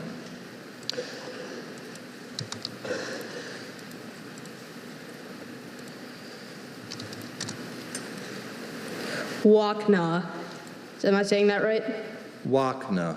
We'll all let you know if we hear something wrong, but otherwise we don't answer that question. Wakna. Wakna. Wakna. Wakna is Wachna. Ethan, congratulations on another top finish. We're very proud. He's been so fun to watch here the last few years. And around where he lives, you see a lot of words that sound like that and have a K in them. Milwaukee, Waukegan, right? Sometimes you just have that in your head and you can't get away from it. Ethan finished tied for 10th last year. Another great performance. That'll be his final B performance. Another group has finished. All 4 spellers are out. 0 will advance to the next round. So we've made it to the end of the round. And in that round, we had 23 that heard the bell. 31 are advancing to the next. More incredible spelling is coming your way. In just a few minutes, the next round of competitors steps onto this stage at the 2026 Scripps National Spelling Bee Semifinals. Don't go anywhere.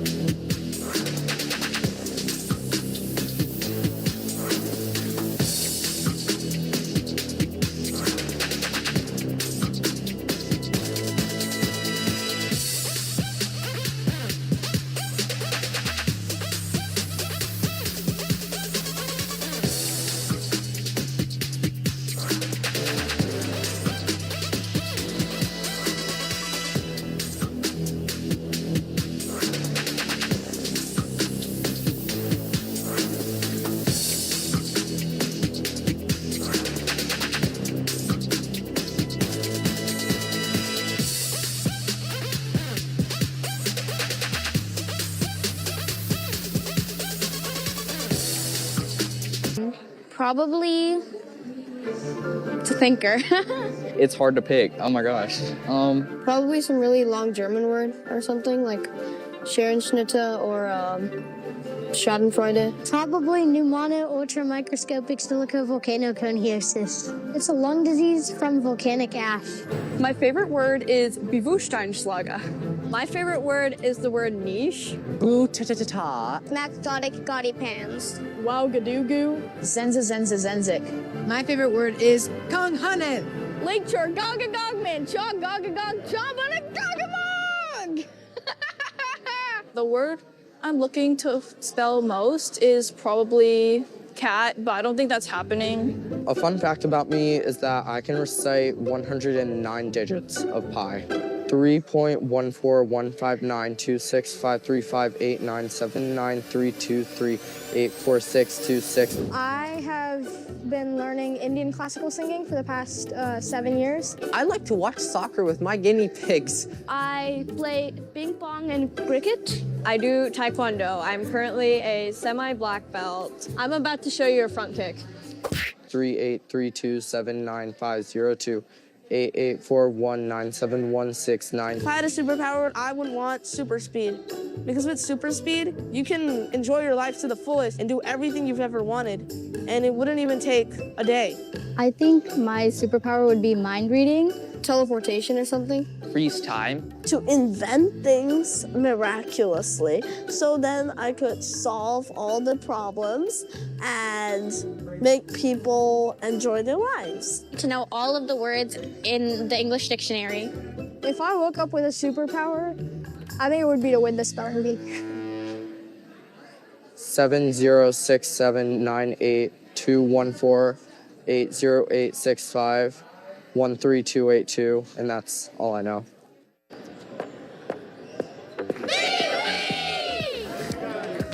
You excited? Like, duh. Like, duh. 11 million kids participate in spelling bees, and only 247 are here. Hydrophobia. H-Y-D-R-O-P-H-O-B-I-A. Island. I-S-L-A-N-D. I'm the first ever person in my school to compete. Yeah, I'm the first one from Cave Spring Middle School to make it. I'm really excited to compete, knowing this is my last year. This is my 3rd year at the Bee. It's a really magical experience to be here again. I'm so happy and proud of my journey here. I'm just really excited to spell my heart out. Bee Week is not all lights and camera and glamour. I'm feeling nervous. The competition is very high stakes. I've been pretty anxious, but I've been trying to work on that. To calm myself down, I breathe in and breathe out. The night before, I always have a little spa night, of course. I mean, I love the use of mantras. I won't miss right now. I will not miss this round. I happen to be a theater kid from Alaska, and our first rule when you don't know what to do on stage is add jazz hands. Remember, the competition is not the only important thing about Bee Week. What you're going to take from this thing, it's going to be the people you meet.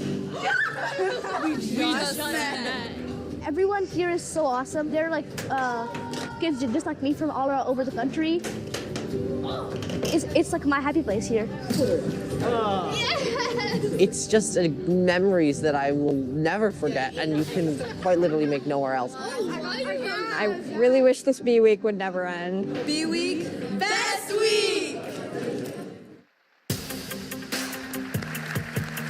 Welcome back. Round 7 is now complete, and we are moving on to round 8. And with a new round, we've got UB officials. These 3 are definitely legends around here. Please give a warm welcome to our head pronouncer, Dr. Jacques Bailey. Associate pronouncer, Dr. Brian Sietsema. And head judge, Mary Brooks. And now, back to the competition. Paul, what will this round be like? A whole lot different. I mean, this is a completely separate skill and a different clock. It's the vocabulary round. So this competition is all about the power of words, but is there really any power in a word if you don't know what it means? So this component here gives our celebrities the chance to prove that they aren't just memorizing letter sequences, they're building a verbal repertoire that they can rely on in the future. All right, here we go. Round 8, the vocabulary round. Let's find out who truly knows their words. Next up is speller Isha Marapudi from Chandler, Arizona. Howdy ho. Hi. Asterism. What is an asterism? A mixing up of the sounds of 2 words for comic effect. B, a star-shaped figure exhibited in some crystals by reflected light. C, a lyric poem praising the beauties of life in the countryside.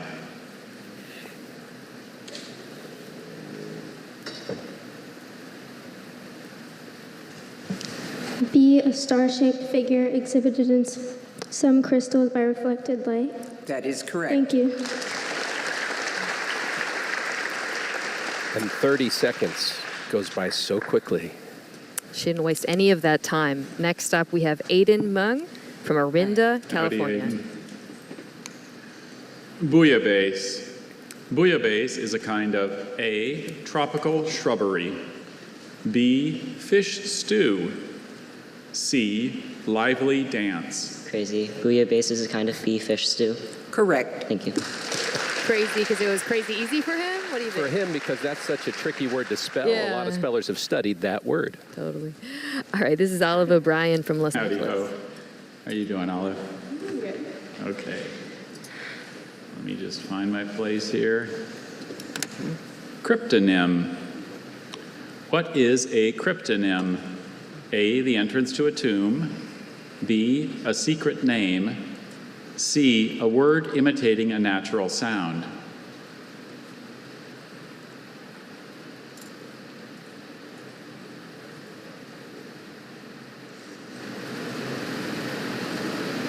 A cryptonym is B, a secret name. Correct. Thank you. She studied both of the Greek roots that are in that word, but you see how those other potential definitions try to throw you off, like the first one in that case. Next up, also in Los Angeles, Oliver Halkett. Bailey. Howdy, Oliver.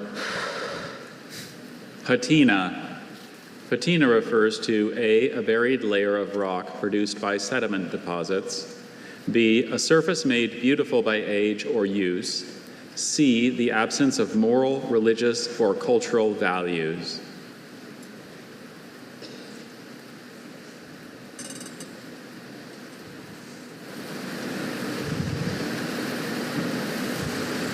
Could you repeat everything, please? Patina refers to a buried layer of rock produced by sediment deposits. B, a surface made beautiful by age or use. C, the absence of moral, religious, or cultural values. Patina is B, a surface made beautiful by age or use. That is correct. Thank you. 30 What a seconds relief. goes so fast. And around Washington, D.C., on every corner, you can see a statue, and many of them have a well-established patina. There you go. This is Victoria Lee from Eastvale, California. Hello. Hello. Haptic. Something described as haptic, A, deliberately omits information. B, has 7 of something. C, relates to the sense of touch. Something described as haptic is C, relates to the sense of touch. Correct. I only know that because of my iPhone. How about you? See, you can learn anywhere. All right, we've got Shrey Parikh up next from Rancho Cucamonga, California. Hi, Dr. Bailey. Hi, Shrey. Idiolect. An idiolect is A, a system of monastic self-regulation in the Eastern Orthodox Church. B, the language of speech patterns of a single individual at a particular period of life. C, an isolated plant cell that differs markedly in form from neighboring cells. An idiolect is B, the language or speech patterns of a single individual at a particular period of life. Correct. You recognize that for speech. You see it in dialect, so many other words that he's familiar with, lecture. Here comes Charlie Huang from Oak Park, California. Howdy. Okay. Pause.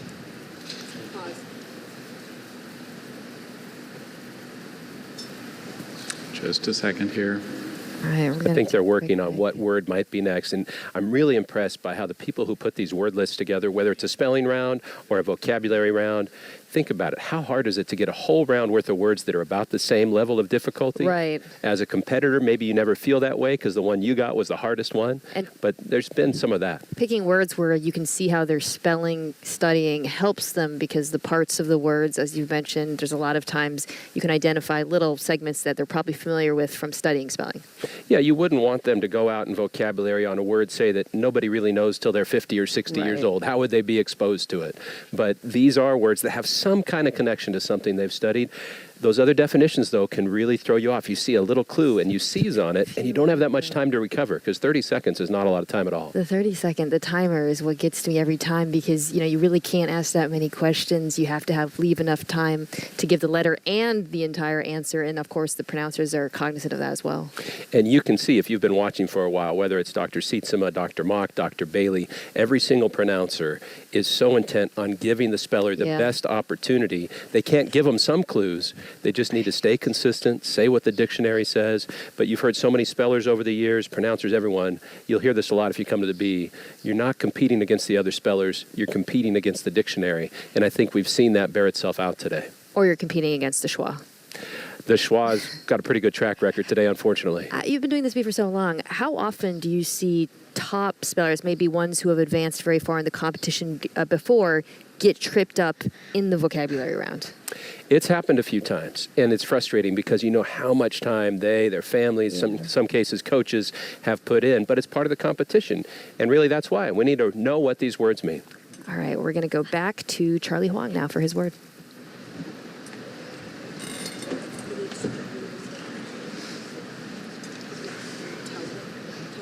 We're skipping the next word. It's not flashed on the screen, so just go to the next. Skipping this word, I heard you say.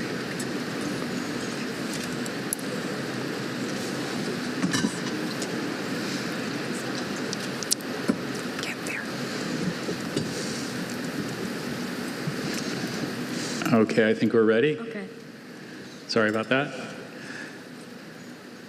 Countenance. A countenance refers to A, an agreement to rent an apartment, B, a sum granted as a reimbursement, C, the expression on one's face. Can you please repeat the options? Sure. A countenance refers to A, an agreement to rent an apartment, B, a sum granted as a reimbursement, C, the expression on one's face. A countenance refers to B, a sum granted as a reimbursement. A countenance refers to C, the expression on one's face. Thank you. Congratulations, Charlie. Great performance the past 2 years here.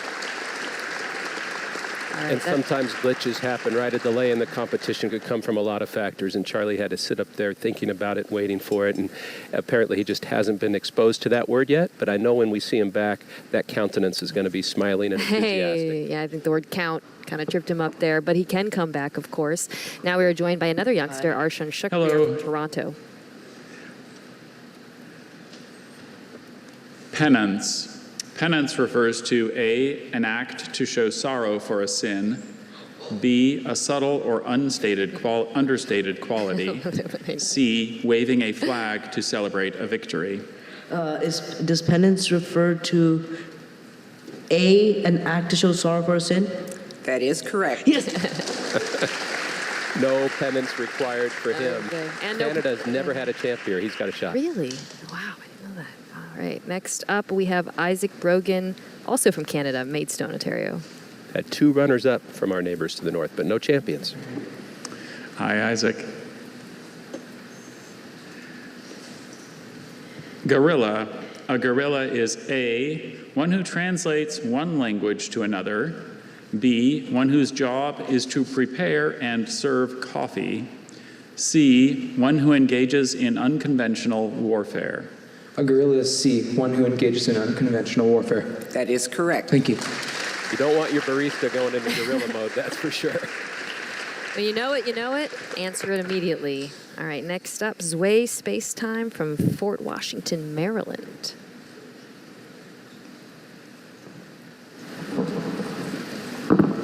Hello. Hello. Promulgate. What does it mean to promulgate something? A, to cause it great harm or damage. B, to hide it in a secret place. C, to make it known by open declaration. C, to make it known by open declaration. That is correct. And interestingly enough, Washington, D.C. has never had a champion either, even though his family has had a champion with his older sister when they lived in New Orleans. Wow. Oh, man, you would think that Washington would have produced a winner. All right, just like that, another group is done. One speller is out. 9 will advance to the next round. Good performance early on in vocab. Exactly. If you see that meaning from the root study, that's going to be a big help. If you start fishing, you might run out of time. The words keep getting tougher, the stakes keep getting higher. In just a few minutes, more spellers will step into the spotlight here at the semifinals of the 2026 Scripps National Spelling Bee. We will be right back. The Scripps National Spelling Bee, sponsored by Universal Orlando Resort. 4 parks, 1 incredible vacation. Welcome back to the show. The vocabulary round is underway, and the words tonight have been particularly challenging. I'm just amazed at how much these spellers know. Let's keep the vocab round going with next speller, Sarv Darvin.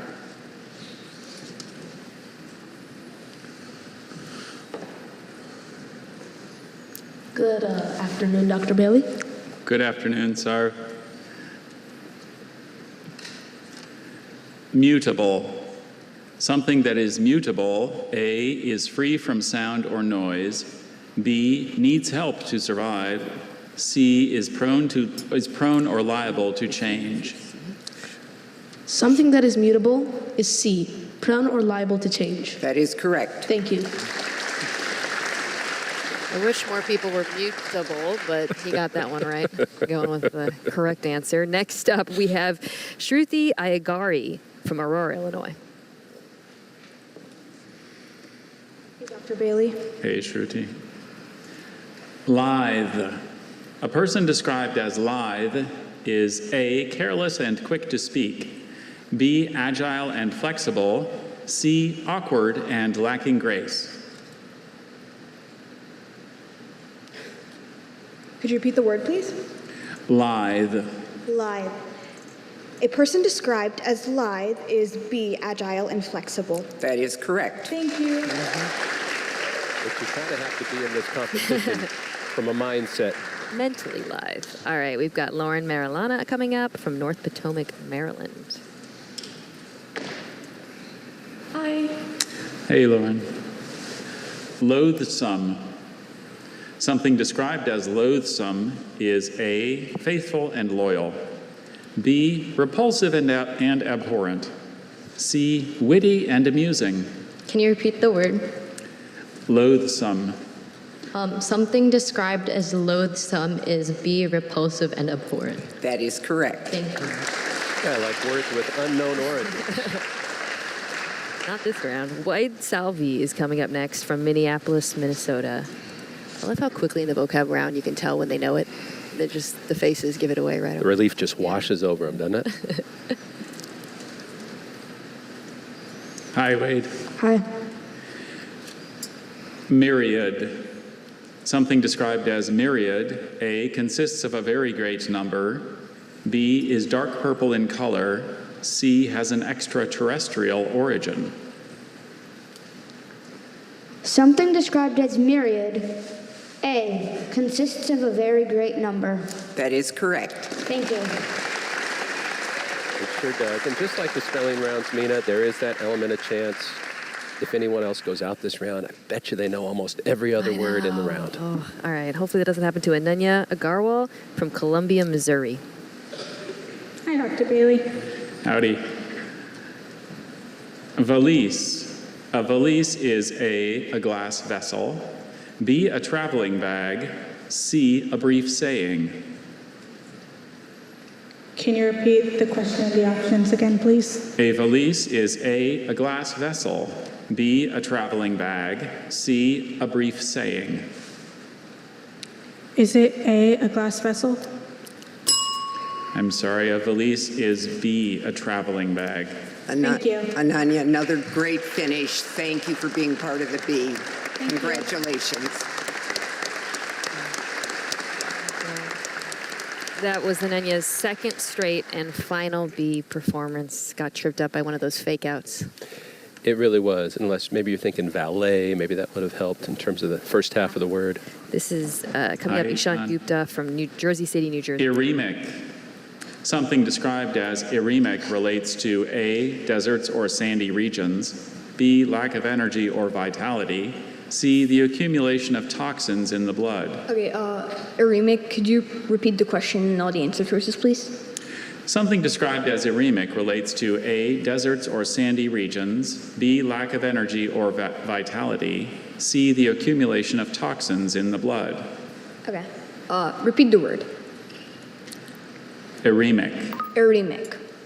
Okay, something described as eremic relates to A, deserts or sandy regions. That is correct. Thank you.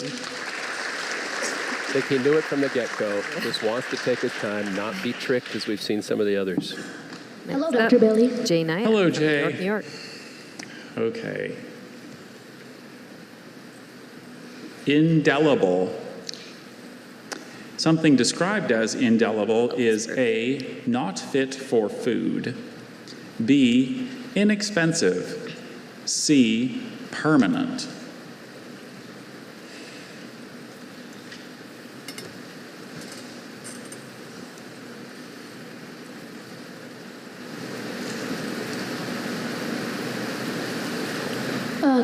Can you repeat the word?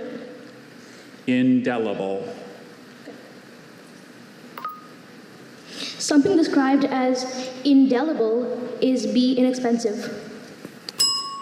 I'm sorry, something described as indelible is C, permanent. Jay, this is your third year. Outstanding performance. Congratulations. Thank you. And like every speller who hears that ding, indelible will be an indelible word in his future, but hope to see him next year and even the year after that if he doesn't win next year. Yeah, so young, tied for 20th place last year. Definitely has some competition left in him. But next up, continuing our competition, we have Kushi Godikmula from Morrisville, North Carolina. Hinterlands. Hinterlands are regions that are A, believed to be inhabited by spirits, B, densely populated, C, remote from cities and towns. Can you repeat the question? Sure. Hinterlands are regions that are A, believed to be inhabited by spirits, B, densely populated, C, remote from cities and towns. Hinterlands are regions that are C, remote from cities and towns. That is correct. Thank you. Some of these words this round are those that maybe the more books you read, the more you're going to run into. Yeah, I was thinking about that with hinterlands. Phanindra Veluso, also from North Carolina, Concord, comes up next. Hello, Phanindra. Yeah, what's up? Oh, what's up? We're having some vocab here. Okay. Pastoralist. A pastoralist is A, a leader of a musical ensemble, B, a maker of clocks or watches, C, a caretaker of cattle or sheep. Pastoralist. That's where root word knowledge helps. Pastoralist is C, a caretaker of cattle or sheep. That is correct. Light work for Phanindra. The North Carolina hot streak continues. Up next, we have Harini Jayakumar, from Mooresville, North Carolina. Hello, Harini. Doff. What does it mean to doff something? A, to extinguish it like a candle. B, to take it off like a hat. C, to breathe it in like an odor.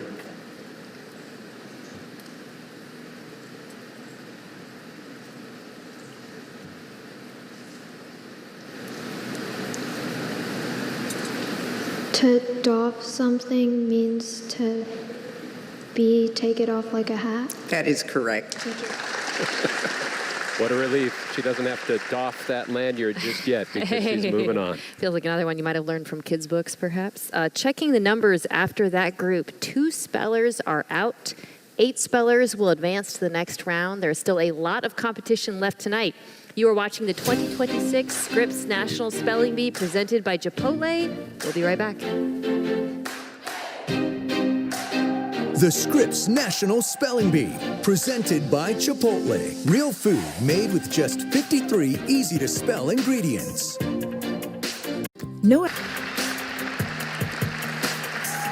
We are back. The vocabulary round is nearly complete, and the field continues to narrow. Every remaining speller tonight has avoided the bell thus far.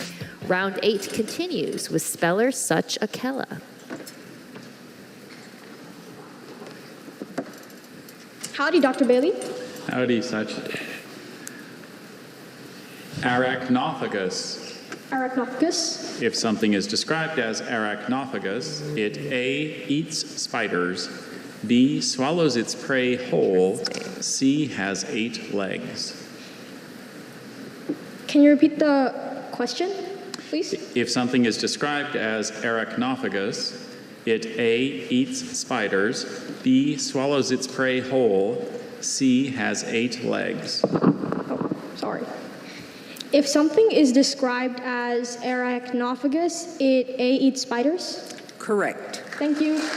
2 very recognizable roots that he'd studied for other words, and a bit of a relief for such. Here is Tia Geisler from Mentor, Ohio. Hello, Dr. Bailey. Hi, Tia. Plebiscite. What is a plebiscite? A vote of the people, usually by universal suffrage. B, an ornate circular bench in a public square. C, a formation of Roman infantry with joined shields.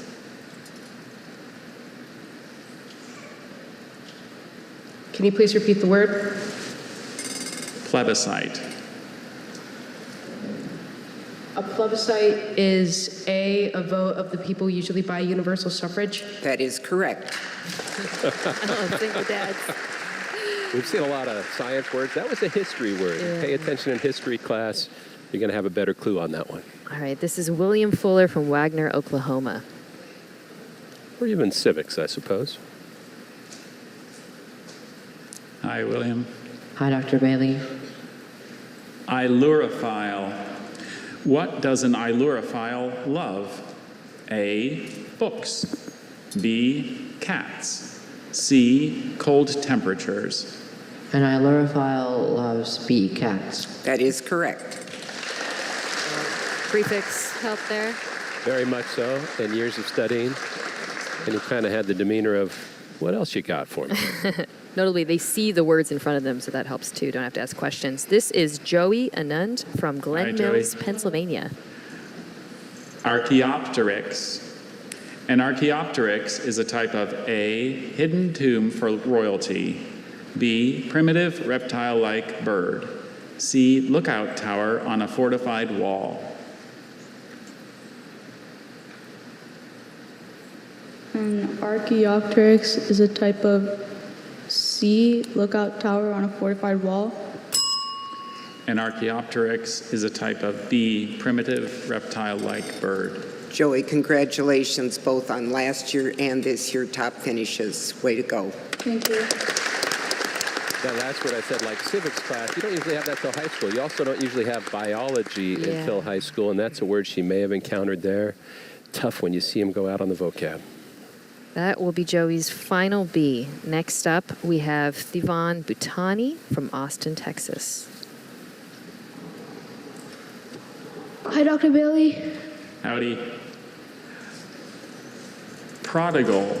Someone described as prodigal is given to A, overbearing bossiness, B, unrestrained spending, C, faithful obedience.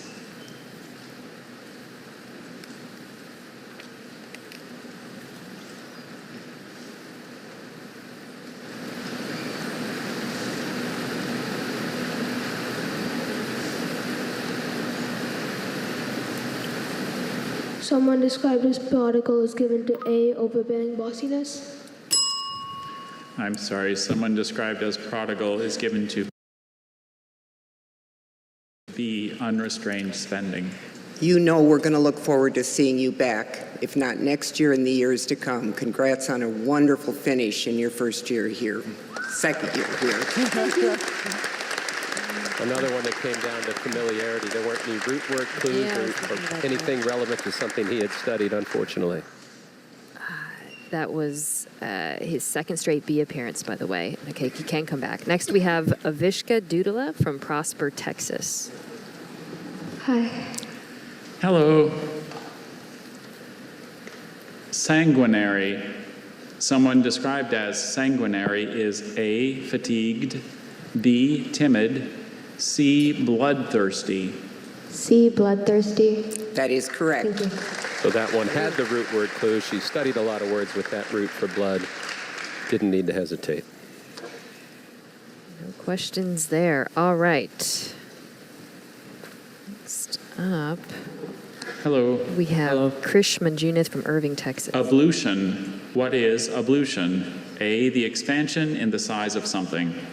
B, the removal of an organ by surgery. C, the washing of one's body as a religious rite.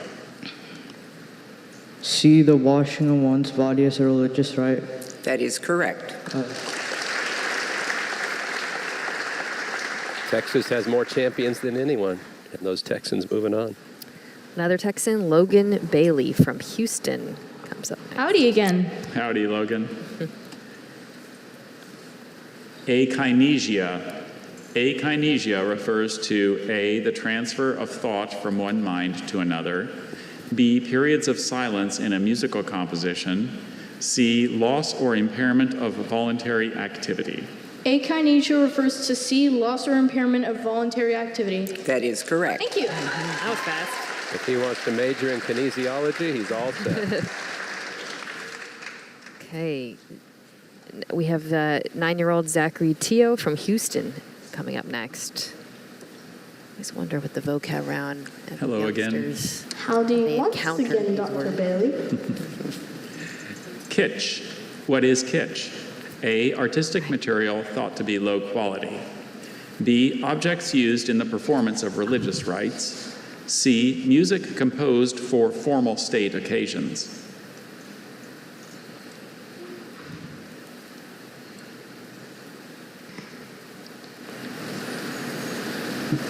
Could you repeat the question and the answer choices?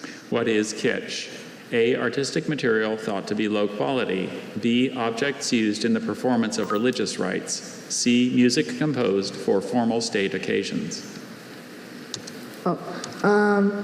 Kitsch is... Time? A, artistic material thought to be low quality. That is correct. Man,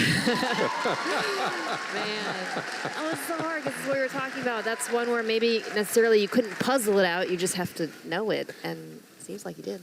How many third graders have read the word kitsch? I mean, come on. Oh, loving his performance. Let's take a look at the numbers. 2 spellers are out. 7 spellers will advance to the next round, Paul. Yes, and a lot of them are breathing that sigh of relief that it's going back to spelling, the thing they're more familiar with, more used to. But it is important that they're gaining something from this competition that's going to help them in whatever path they choose. Absolutely. Coming up next, more remarkable young spellers, more challenging words, and more unforgettable moments. We'll be right back with the 2026 Scripps National Spelling Bee Semifinals. The Scripps National Spelling Bee, sponsored by Events DC, the official sports and convention authority of Washington, D.C. World-class people delivering world-class events. When a storm's on the way. Welcome back. We have made it to round 9. 24 spellers are left, and we're getting closer and closer to finding out who will move on and get the chance to be crowned the 2026 Scripps National Spelling Bee Champion. Joining us at the judges' table for this round, please welcome Associate Pronouncer Christian Axelgard. I'm not there. And now, back to the competition. Next up is speller Isha Marapudi. What number? 6 and 11. I think, yeah. Let me just make sure we're all on the same page up here. Yeah, no, you passed it. Okay, can I now use? No, you can. There we go.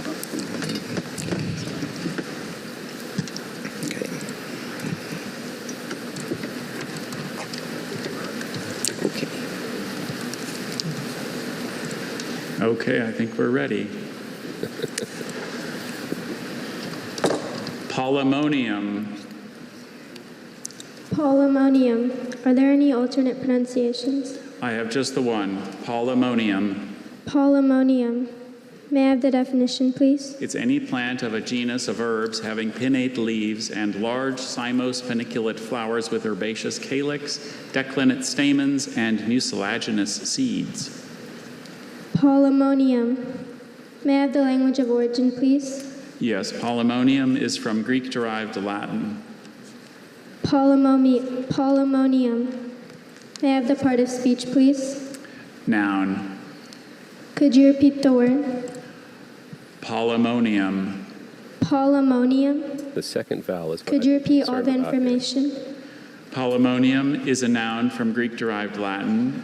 A polymonium is any plant of a genus of herbs having pinnate leaves and large cymose paniculate flowers with herbaceous calyx, declinate stamens, and mucilaginous seeds. Could you repeat the word? Polymonium. Polymonium. Polymonium. Polymonium. P.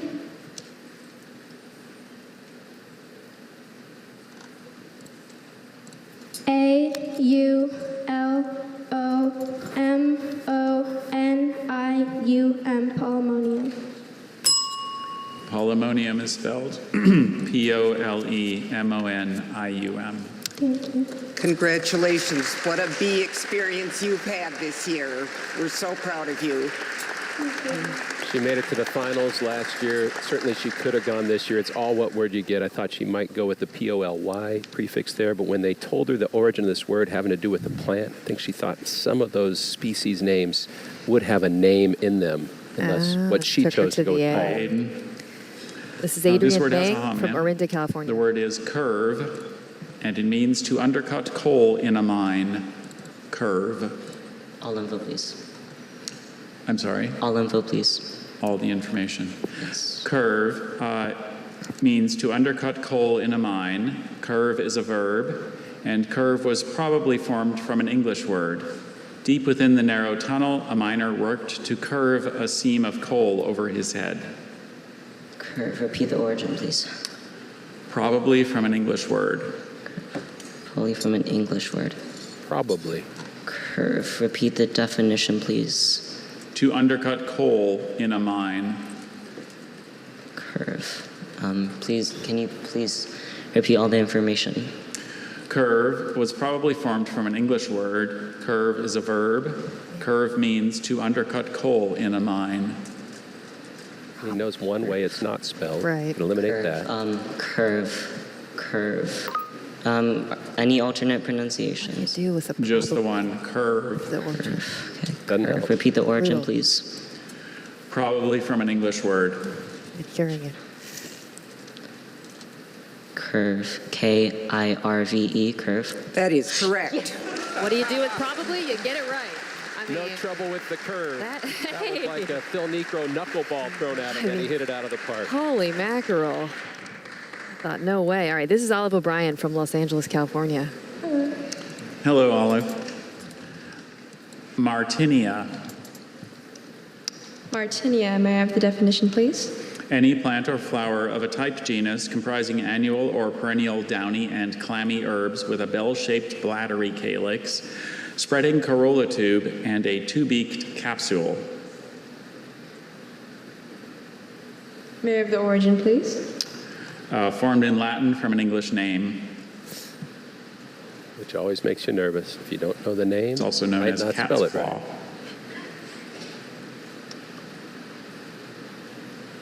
Can you Second repeat the word, syllable please? to watch here, Martinia.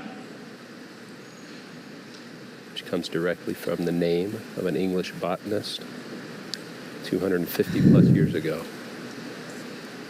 May I have it in a sentence, please? Martinia is also known as cat's claw because of the hooked spines at the tip of its blackened fruit. May you repeat the word twice, please? Martinia.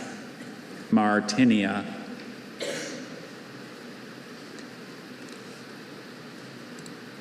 Martinia.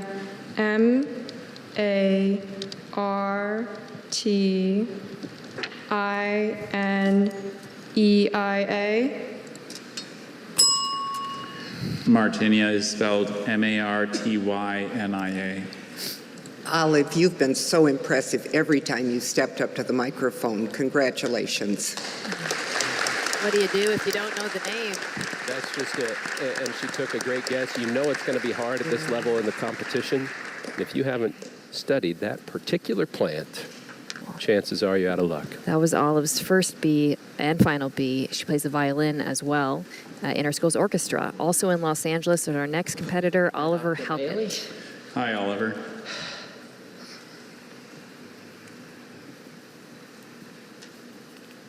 Galaini. This is a plural noun. It means wild birds. Plural noun's a big clue here. Galaini is from Latin. It's a plural noun. Galaini means wild birds, such as wild turkey, grouse, pheasant, partridge, and quail, that are fit or lawful for hunting. Does this come from Galina, Latin chicken? You're on the right track. Okay. Galaini, could you repeat all the information one more time, please? Galaini is from Latin. It's a plural noun. It means wild birds, such as wild turkey, grouse, pheasant, partridge, and quail, that are fit or lawful for hunting. Okay, Galaini, are there any alternate pronunciations? Just Galaini. Galaini, are there any notable errors with my pronunciation? Galaini. Oh, okay, Galaini. Galaini, G-A-L-L-I-N-A-E, Galaini. That is correct. Thank you. He made me a little nervous how fast he went because the A and the E kind of blended together. Where he lives in Los Angeles, you can't go out to eat without getting some pico de gallo on your table. That's the root for rooster, so he knew the double L and he knew the suffix. Victoria Lee from Eastville, California is up now. Hello. Hi. Zinca. It's a usually treble wind instrument used especially for church choral music of the 16th and 17th centuries. It's also called a cornet. It's a Zinca. Can I have all the information? Zinca is a noun from German. A Zinca is a usually treble wind instrument used especially for church choral music of the 16th and 17th centuries, also called cornet. Are there any alternate pronunciations? Just the one, Zinca. Zinca? Not all Zinca. words we get from German follow the true German origins. And sometimes German has an This is extra German? consonant It's from German, yes. in this sound. Zinca. She should get the last vowel because it's German. But there's the danger of adding an extra Zinca. consonant. Because they have those clusters. Z-I-N.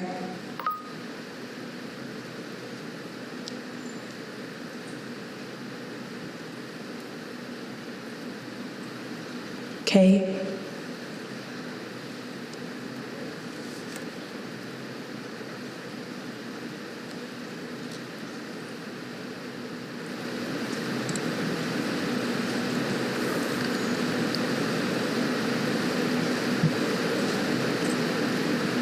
A. Zinca.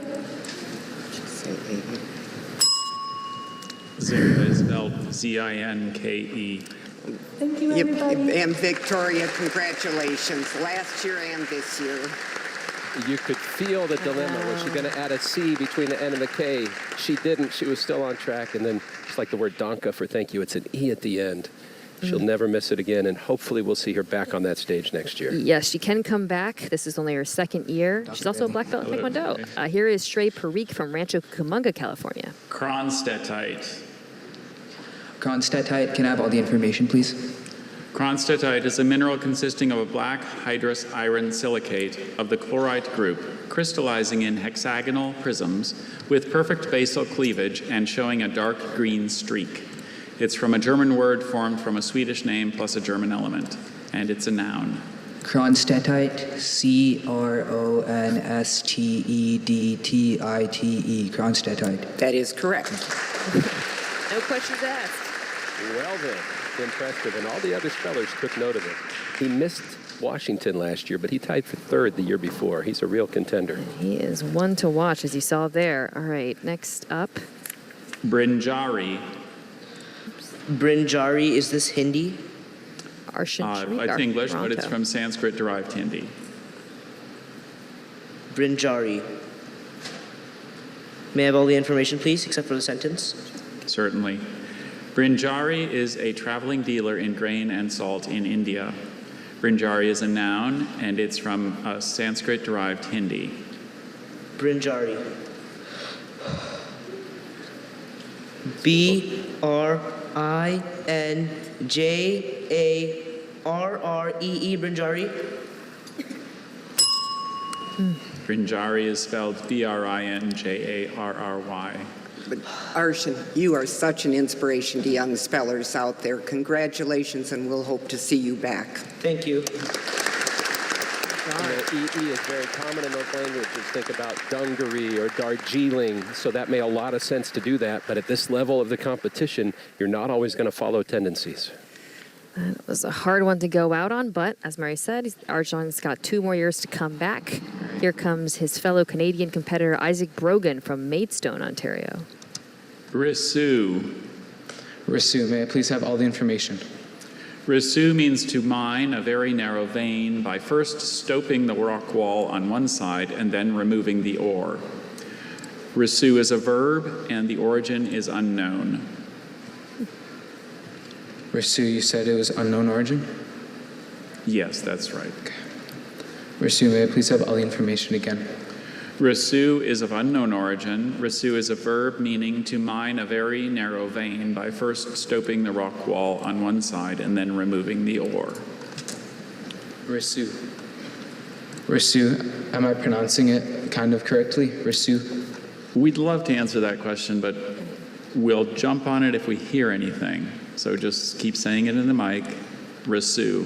Risu. Are there any alternate pronunciations? Just Risu. I sure wish there were. We just can't guarantee that you have it right. So many different possibilities here if you haven't seen this word. And that first vowel sound will throw you off.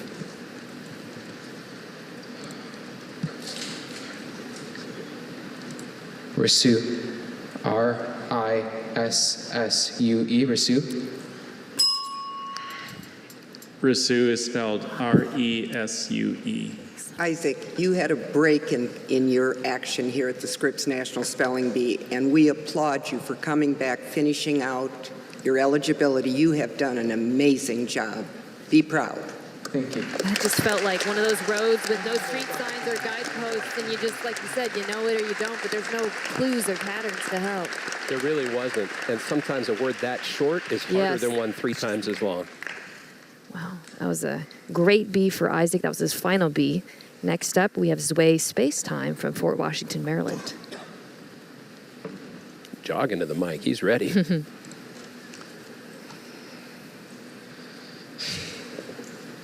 Palosopis. Is a participation noun? It's a noun. Or does any of the alternative pronunciations? Palosopis and... It's the language origin Tagalog. There's Palosopis and Palosopis. It's the language origin Tagalog. Yes. Is that type of tree? Yes. Say it word again. I think he knows this. Palosopis. Showing off. Palosopis. Palosopis. P-A-L-O-S-A-P-I-S.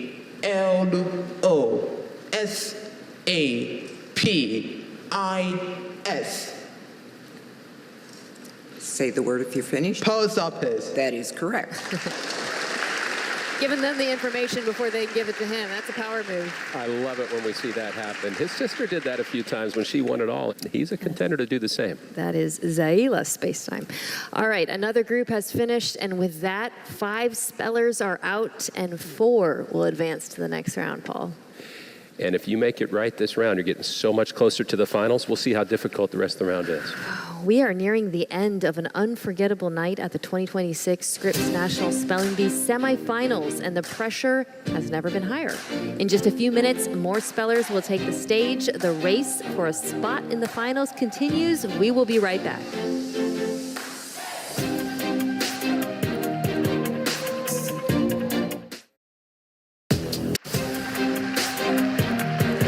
We are back, and round 9 is still going strong. The spellers who are left have been remarkable tonight. Let's see who is still standing after this. It's now time for last year's 3rd place finisher, Sarv Darvain, to take his turn at the mic. Hello, Dr. Bailey. Hello, Sarv. Originism or originism. Originism. May I please have the part of speech? A noun. May I please have any alternate pronunciations? Originism, originism. May I please have the origin? It's formed from a name plus an English element. May I please have the definition? The doctrines held by or attributed to a 3rd century Christian theologian who sought to work out a complete Christian philosophy based on the scriptures and developed largely along Platonic lines. Could you please repeat the word? Origenism, Origenism. Origenism. So the origin comes from the name origin. Origenism. Which is Origenism.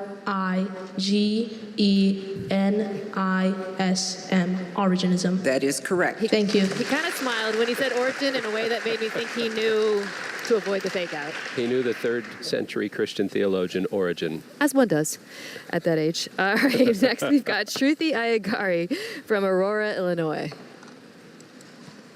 Hello, Dr. Bailey. Hello, Shruti. Licidiform. Licidiform. May I have the definition, please? Resembling any of a large genus of crustose lichens found on rocks and tree trunks and distinguished by the usually dark hypothecium. Licidiform. Licidiform. Licidiform. May I have any alternate pronunciations? There's just the one, Licidiform. Licidiform. May I have the language of origin, please? Formed from a part that went from Greek to Latin plus an originally Latin part. Licidiform. May I have the part of speech, please? Adjective. Licidiform. Licidiform. You should have the back half of the word. Licidiform. Those first 2 syllables present multiple possibilities. Licidiform. Licidiform. Can you repeat all the information, please? Licidiform is formed from a part that went from Greek to Latin plus an originally Latin part. Licidiform is an adjective. It means resembling any of a large genus of crustose lichens found on rocks and tree trunks and distinguished by the usually dark hypothecium. Okay.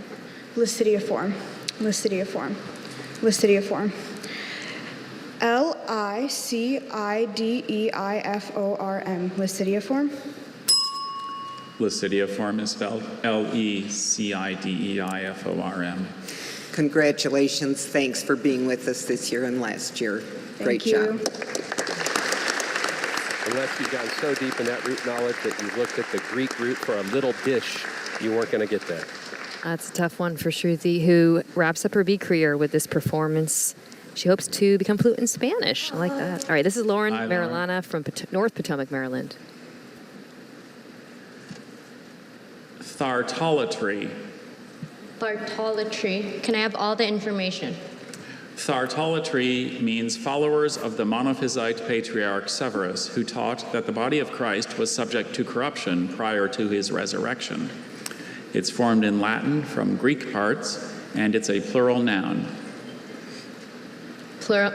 Okay. Can you repeat the word? Thartolatry. Thartolatry. Are there any alternate pronunciations? No, I have just the one. Thartolatry. Really bizarre word. Does this have the Greek latria, meaning like worshiper? Yes. Can I have all the information again? Tricky. Thartolatry was formed in Latin from Greek parts. It's a plural noun. It means followers of the monophysite patriarch Severus, who taught that the body of Christ was subject to corruption prior to his resurrection. Can you repeat the word? Thartolatry.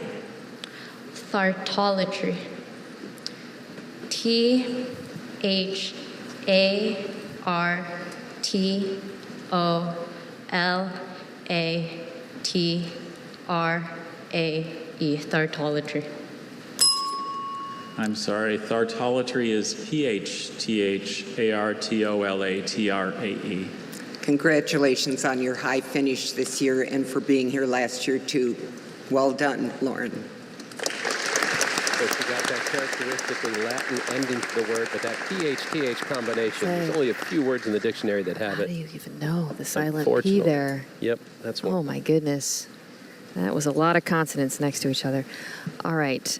Next up, I believe this is Wade Salvi from Minneapolis. Prie-dieu. This is a singular noun. It's prie-dieu, prie-dieu, or prie-dieu. Language of origin? French? Definition? A prie-dieu is a small kneeling bench designed for use by a person at prayer and fitted often with a raised shelf on which the elbows or a book may be rested, and sometimes with storage space, as for articles of devotion. Repeat the word and its alternate pronunciations, please. I have prie-dieu, prie-dieu, and prie-dieu. French helps, but really it's the definition. Prie-dieu, the two elements of this word. And prie-dieu. Which is one most kids his age are not familiar with. Prie-dieu. P-R-I-D-I-E-U-R.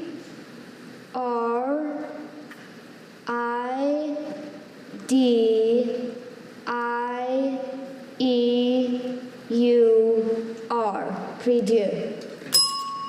I'm sorry, prie-dieu is spelled P-R-I-E-D-I-E-U. Very impressive again this year, Wade. Hope to see you back. Thank you. It literally means pray to God. Those are the two elements in French. But again, really out there, such a difficult round. French words, some of the most challenging. Wade obviously has years left when we continue to compete. Here's Ishan Gupta from Jersey City, New Jersey. Manavolins, can I please avoid the information? Manavolins means odds and ends of food, leftovers. It's also fancy or made dishes. Manavolins is of unknown origin, and it's a plural noun. Manavolins, are there any alternate pronunciations? I have just the one, manavolins. Manavolins, can I avoid the information once more? Manavolins is of unknown origin. It's a plural noun, and it means odds and ends of food, leftovers, also fancy or made dishes. Okay, manavolins. Manavolins, did you say there were any alternate pronunciations? There are not. Okay, manavolins, just repeat the definition. Odds and ends of food, leftovers, also fancy or made dishes. Okay, manavolins. M-A-N-A-V-E-L-I-N-S. Manavolins. That is correct. Thank you. How did he solve that one? When he first repeated it, I had a feeling he'd seen it before. Okay. Sometimes as a speller, you memorize things basically, okay, it sounds like javelins. I'll spell it that way with that schwa letter. Yeah, interesting. All right, this is Kushi Godimukula from Morrisville, North Carolina. There we go. Calycerata, Calycerata, can I have the definition? a subphylum or other division of the arthropods comprising forms lacking antennae, but having an anterior pair of appendages derived from the antennae and including the horseshoe crabs, spiders, and scorpions. Calycerata, Calycerata. Calycerata, can I have the language of origin? It's from Latin, which formed it from a French word ultimately derived from Greek parts, and it's a plural noun. Calycerata, are there any alternate pronunciations? There's Calycerata, Calycerata. Does this come from Greek kili, meaning claw? Yes. Calycerata. That solves the first half. Can you repeat the word? Calycerata, Calycerata. Calycerata. C-H-E-L-I-C-E-R-A-T-A. Calycerata. That is correct. Thank you. And you'd say they're all separate, but you can feel momentum in the room sometimes. Yeah. And sometimes when there's been a round with some misses, spellers feel even more nervous. Good to see her come through. Also from North Carolina, Fanindra Beluso. Lucinoid. Lucinoid, could you give me the language of origin? It's from a Latin word probably formed from a Roman name. Could you give me the definition? Resembling a mollusk of a genus of chiefly tropical edible bivalve mollusks, having a white orbicular shell and a very long cylindrical foot. Lucinoid. Lucinoid, does this come from the Greek lukos, meaning white? I don't see that here. It's from a Latin word, probably from a Roman name. Does this come from the Latin lux, meaning light? I don't see that here. All right, lucinoid, L-U-S-A-N-O-I-D, lucinoid. I'm sorry, lucinoid is L-U-C-I-N-O-I-D. Wait, could you say? I just want to know. L-U-C-I-N-O-I-D. All right, thank you. And we're so glad you were back this year. You've done us proud and your regional sponsor as well. Congratulations. I'm leaving now. Had a lot of work today, Mina, that if you don't know that specific genus of plant or animal, you're not going to get it. That will be Phanedra's final B. Excellent performance from him. Elsewhere in North Carolina, we have Harini Jayakumar, who's from Mooresville. Tainaron. Tainaron. Can I have the language of origin? It's a Greek geographical name. Tainaron. Are there any alternate pronunciations? Just the one. Tainaron. Tainaron. Tainaron. Can I have all the information? Tainaron is from a Greek geographical name. It's a geographical entry. Tainaron is a cape in southern Greece at the southern tip of the Peloponnese between the Gulfs of Laconia and Messenia. It's the fabled entrance to the realm of Hades. Can you repeat the word again? Tainaron. Tainaron. Can I have the language of origin? It's a Greek geographical name. Can you repeat the definition again? Tainaron is a cape in southern Greece at the southern tip of the Peloponnese between the Gulfs of Laconia and Messenia. Could you repeat the word one more time? Tainaron. Tainaron. Tainaron. T-E-N-A-R-O-N. Tainaron. Tainaron is spelled T-A-I-N-A-R-O-N. 3 very impressive performances here. Congratulations. Thank you. Those geographical names are usually all or nothing words. If you've zoomed in on every corner of the map, maybe you know it. Otherwise, there wasn't anything in the dictionary entry to give her a clue. Some of these are so obscure. I don't know how these kids would know them. Such Akella is up next from Apex, North Carolina. Howdy. Howdy, Such. Uridinium. Uridinium. Uridinium. May I have the definition, please? The crowded, usually yellow or brownish aggregation of spore-bearing hyphae and spores of a rust that forms pustules or sori that become exposed by rupture of the host's cuticle or epidermis beneath which they develop. Can you repeat the definition, please? Yes. The crowded, usually yellow or brownish aggregation of spore-bearing hyphae and spores of a rust that forms pustules or sori that become exposed by rupture of the host's cuticle or epidermis beneath which they develop. It forms on like wheat plants and such.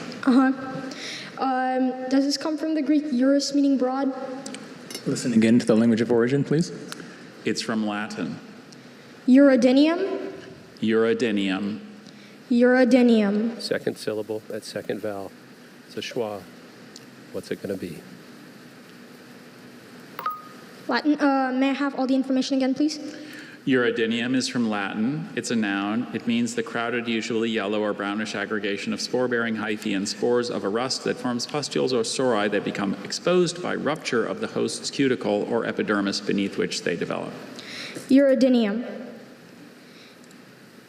U-R-I-D-I-N-I-U-M. Uridinium. I'm sorry, uridinium is U-R-E-D-I-N-I-U-M. Love your enthusiasm. We're going to hope to see you back. Thank Congratulations. The word rupture in the definition there was the closest thing to a hint because that comes from the root for blast that has that E in it. But again, the schwa takes out another. That was Such's second straight B appearance. He can come back to compete next year. What an incredible round. Difficult words. The air is getting heavy in here. You can feel it, but these kids are up to the challenge. Let's see what happens the rest of the way. Well, let's look at these numbers. 6 spellers are now out. 3 will advance to the next round. We are so close to knowing who our finalists are going to be.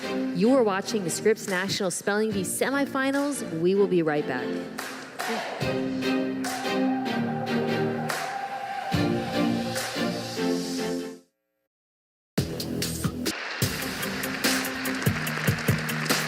Welcome back. This is it, the final stretch of round 9. So far, 7 spellers have made it through with 6 left to go. Well, and judging by past results, this could be it. Anybody who spells on stage in this round, I think, is going to make the finals because we're down to just so few remaining. Oh, they're so close. Soon we're going to know who's going to be competing for the championship of the 2026 Scripps National Spelling Bee. Our next speller is Tia Geisler.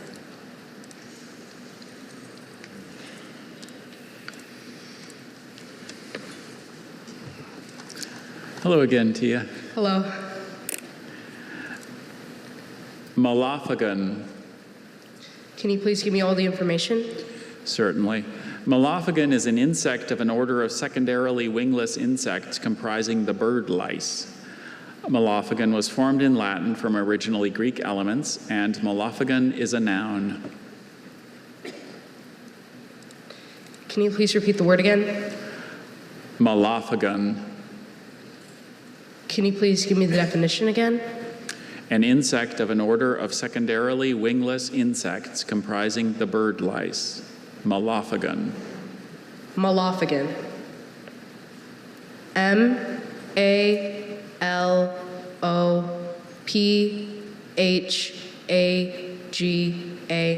Malophagon. I'm sorry, Malophagon is M-A-L-L-O-P-H-A-G-A-N. And Tia, we missed seeing you for a couple years, and we're so glad you were back this year. Such a high place finish. Congratulations. Thank you. The pattern of this round continues, really out there, forms of life somewhere. The only clue there for the double L is a root that refers to a lock of wool that apparently that insect eats. Tia is 12 years old, so she has another year of eligibility. This is William Fuller from Wagner, Oklahoma, coming up.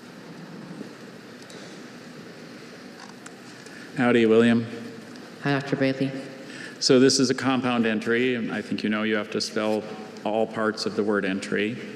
The word is calorie pear, and this is a deciduous tree of the rose family that has upright branches forming a conical crown, heart-shaped glossy leaves with finely serrated margins, showy clusters of white flowers, and small, bitter, brownish, round fruits.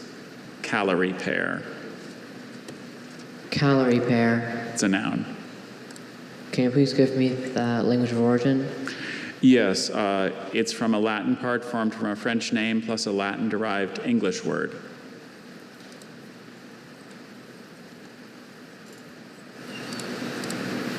Calorie pear.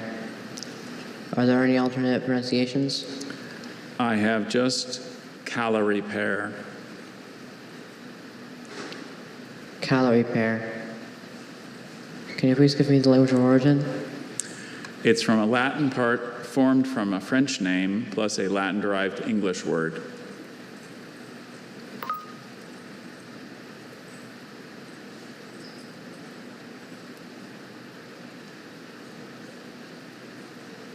Take you in so many different directions. Calorie pear. French help. C-A-L-A-R-I-P-E-A-R.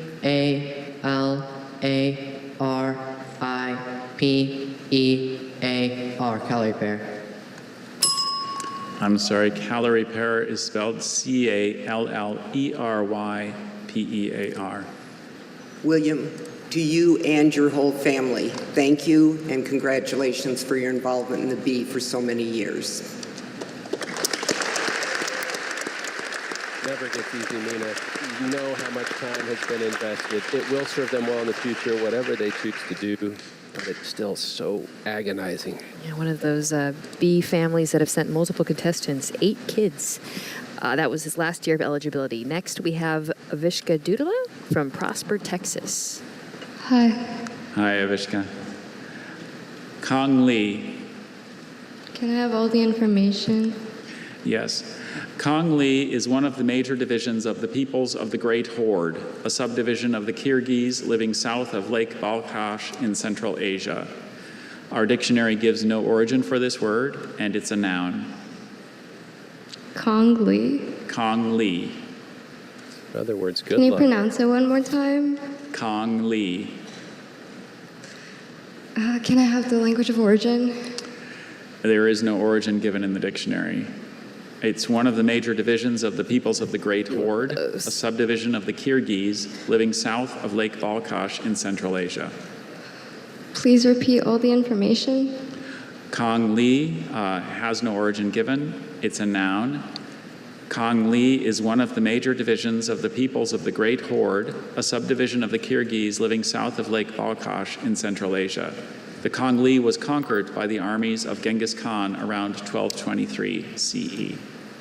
Kongli. Kongli. Language of origin? There's no origin given in the dictionary. Wish there were. What does she know about Asian-derived words? Kongli. Kangli. Kongli. That is correct. Apparently a lot. Wow. And that's really as simple as it is in that moment. You say, okay, I know some words from that part of the world. Yeah. How would I spell it like it sounds? Kong and Asian can take you in so many different directions, though. Amen. And No, that may be and the best H, moment of the bee right there. That Oh my relief. goodness. I love it when they're surprised. Hi, Krish. All right, there's Krishman Junith from Irving, Texas. Delonix. Delonix, can I have all the pronunciations? Sure. Delonix. Just Delonix? Yes. Can I have the definition? A small genus of ornamental tropical trees or shrubs that have bright orange or red flowers. Delonix. Can I have the language of origin? Latin. Can I have the part of speech? Noun. Can I have all the information once more? Sure. Delonix is from Latin. It's a noun. Delonix is a small genus of ornamental tropical trees or shrubs that have bright orange or red flowers. Trees of the genus Delonix have been used in southern Madagascar as living fences, providing shade in villages and around tombs. Delonix. Does it come from Latin nix, meaning night? I don't see that here. Single or double consonant. And a couple of the vowel sounds here could be tricky. Just have to take your best stab at it.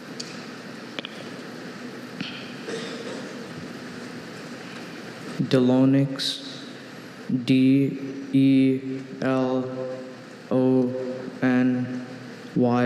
Delonix. So close. I'm sorry. Delonix is spelled Delonix. Krish, first year, 8th grader, what an experience you've had. What a great high finish you have. Be so proud. Congratulations. His first only B appearance. Ran a full marathon at the age of 10, by the way. That's impressive. All of these young people are so multi-talented. They do so much more than spelling. Next, we have Logan Bailey from Houston, Texas. It's been fun to watch. I am so nervous right now. I'm sorry. The candor. Well, sometimes a deep breath. Yeah, there you go. Okay. I'm ready. Okay. Jatra Rhiza. Jatra Rhiza, may I have all the information? Jatra Rhiza is a genus of woody vines of eastern Africa having lobed leaves and long, loose racemes of flowers.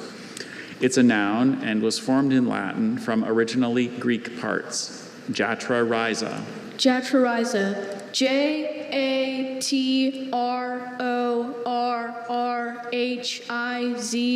Jatra Rhiza. That is correct. I mean, he just knew that, right? Like that. Look at him, he's still going. He's That acting feeling surprised. when you study every word in the dictionary that has and you that hit one. RRH combination, and it finally came up in competition. Oh my goodness. Awesome job, Logan. All right, and here is our youngster. Hello again, Zach Zachary. Teo, Howdy 9 again, years old Dr. from Bailey. Houston, Texas. Your word is cultus. This is a large greenish-fleshed fish of the Pacific coast of North America that is an important food fish closely related to the typical greenlings. It's also called lingcod. Cultus. Cultus. Can I have the origin? Chinook. Sorry. Chinook, it's a language of the northwest coast of North America. Okay. Cultus. Can I have the part of speech? Noun. Noun may help with the ending of this word. Cultus. Can I have it in a sentence? Sahaley wrote an honors thesis on the chemical reasons for the distinctive coloration of the rare blue cultus. Do you say cultus or cultus? Cultus. Cultus? Cultus. Cultus. Cultus. Cultus. Cultus. Cultus. Are there any alternate pronunciations? I'm afraid it's just the one. Cultus. Watch the clock. Okay. Cultus or cultus? Say it again. Cultus. Cultus. Need your spelling. Spell. Cultus. C-U-L-T-U-S-S. Cultus. Cultus is spelled C-U-L-T-U-S.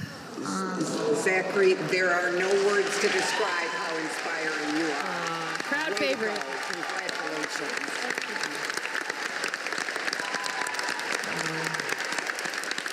When you've never even heard of the language it comes from, and you still come that close, and we know we're going to see him again, hopefully multiple years. Yeah, 9 years old. He's got a lot of eligibility left. And a little I bit. do think we will see him again for sure. What an incredible semifinals. And there it is. We've got the finalists. Let's take a look at them. Yes. Round of applause.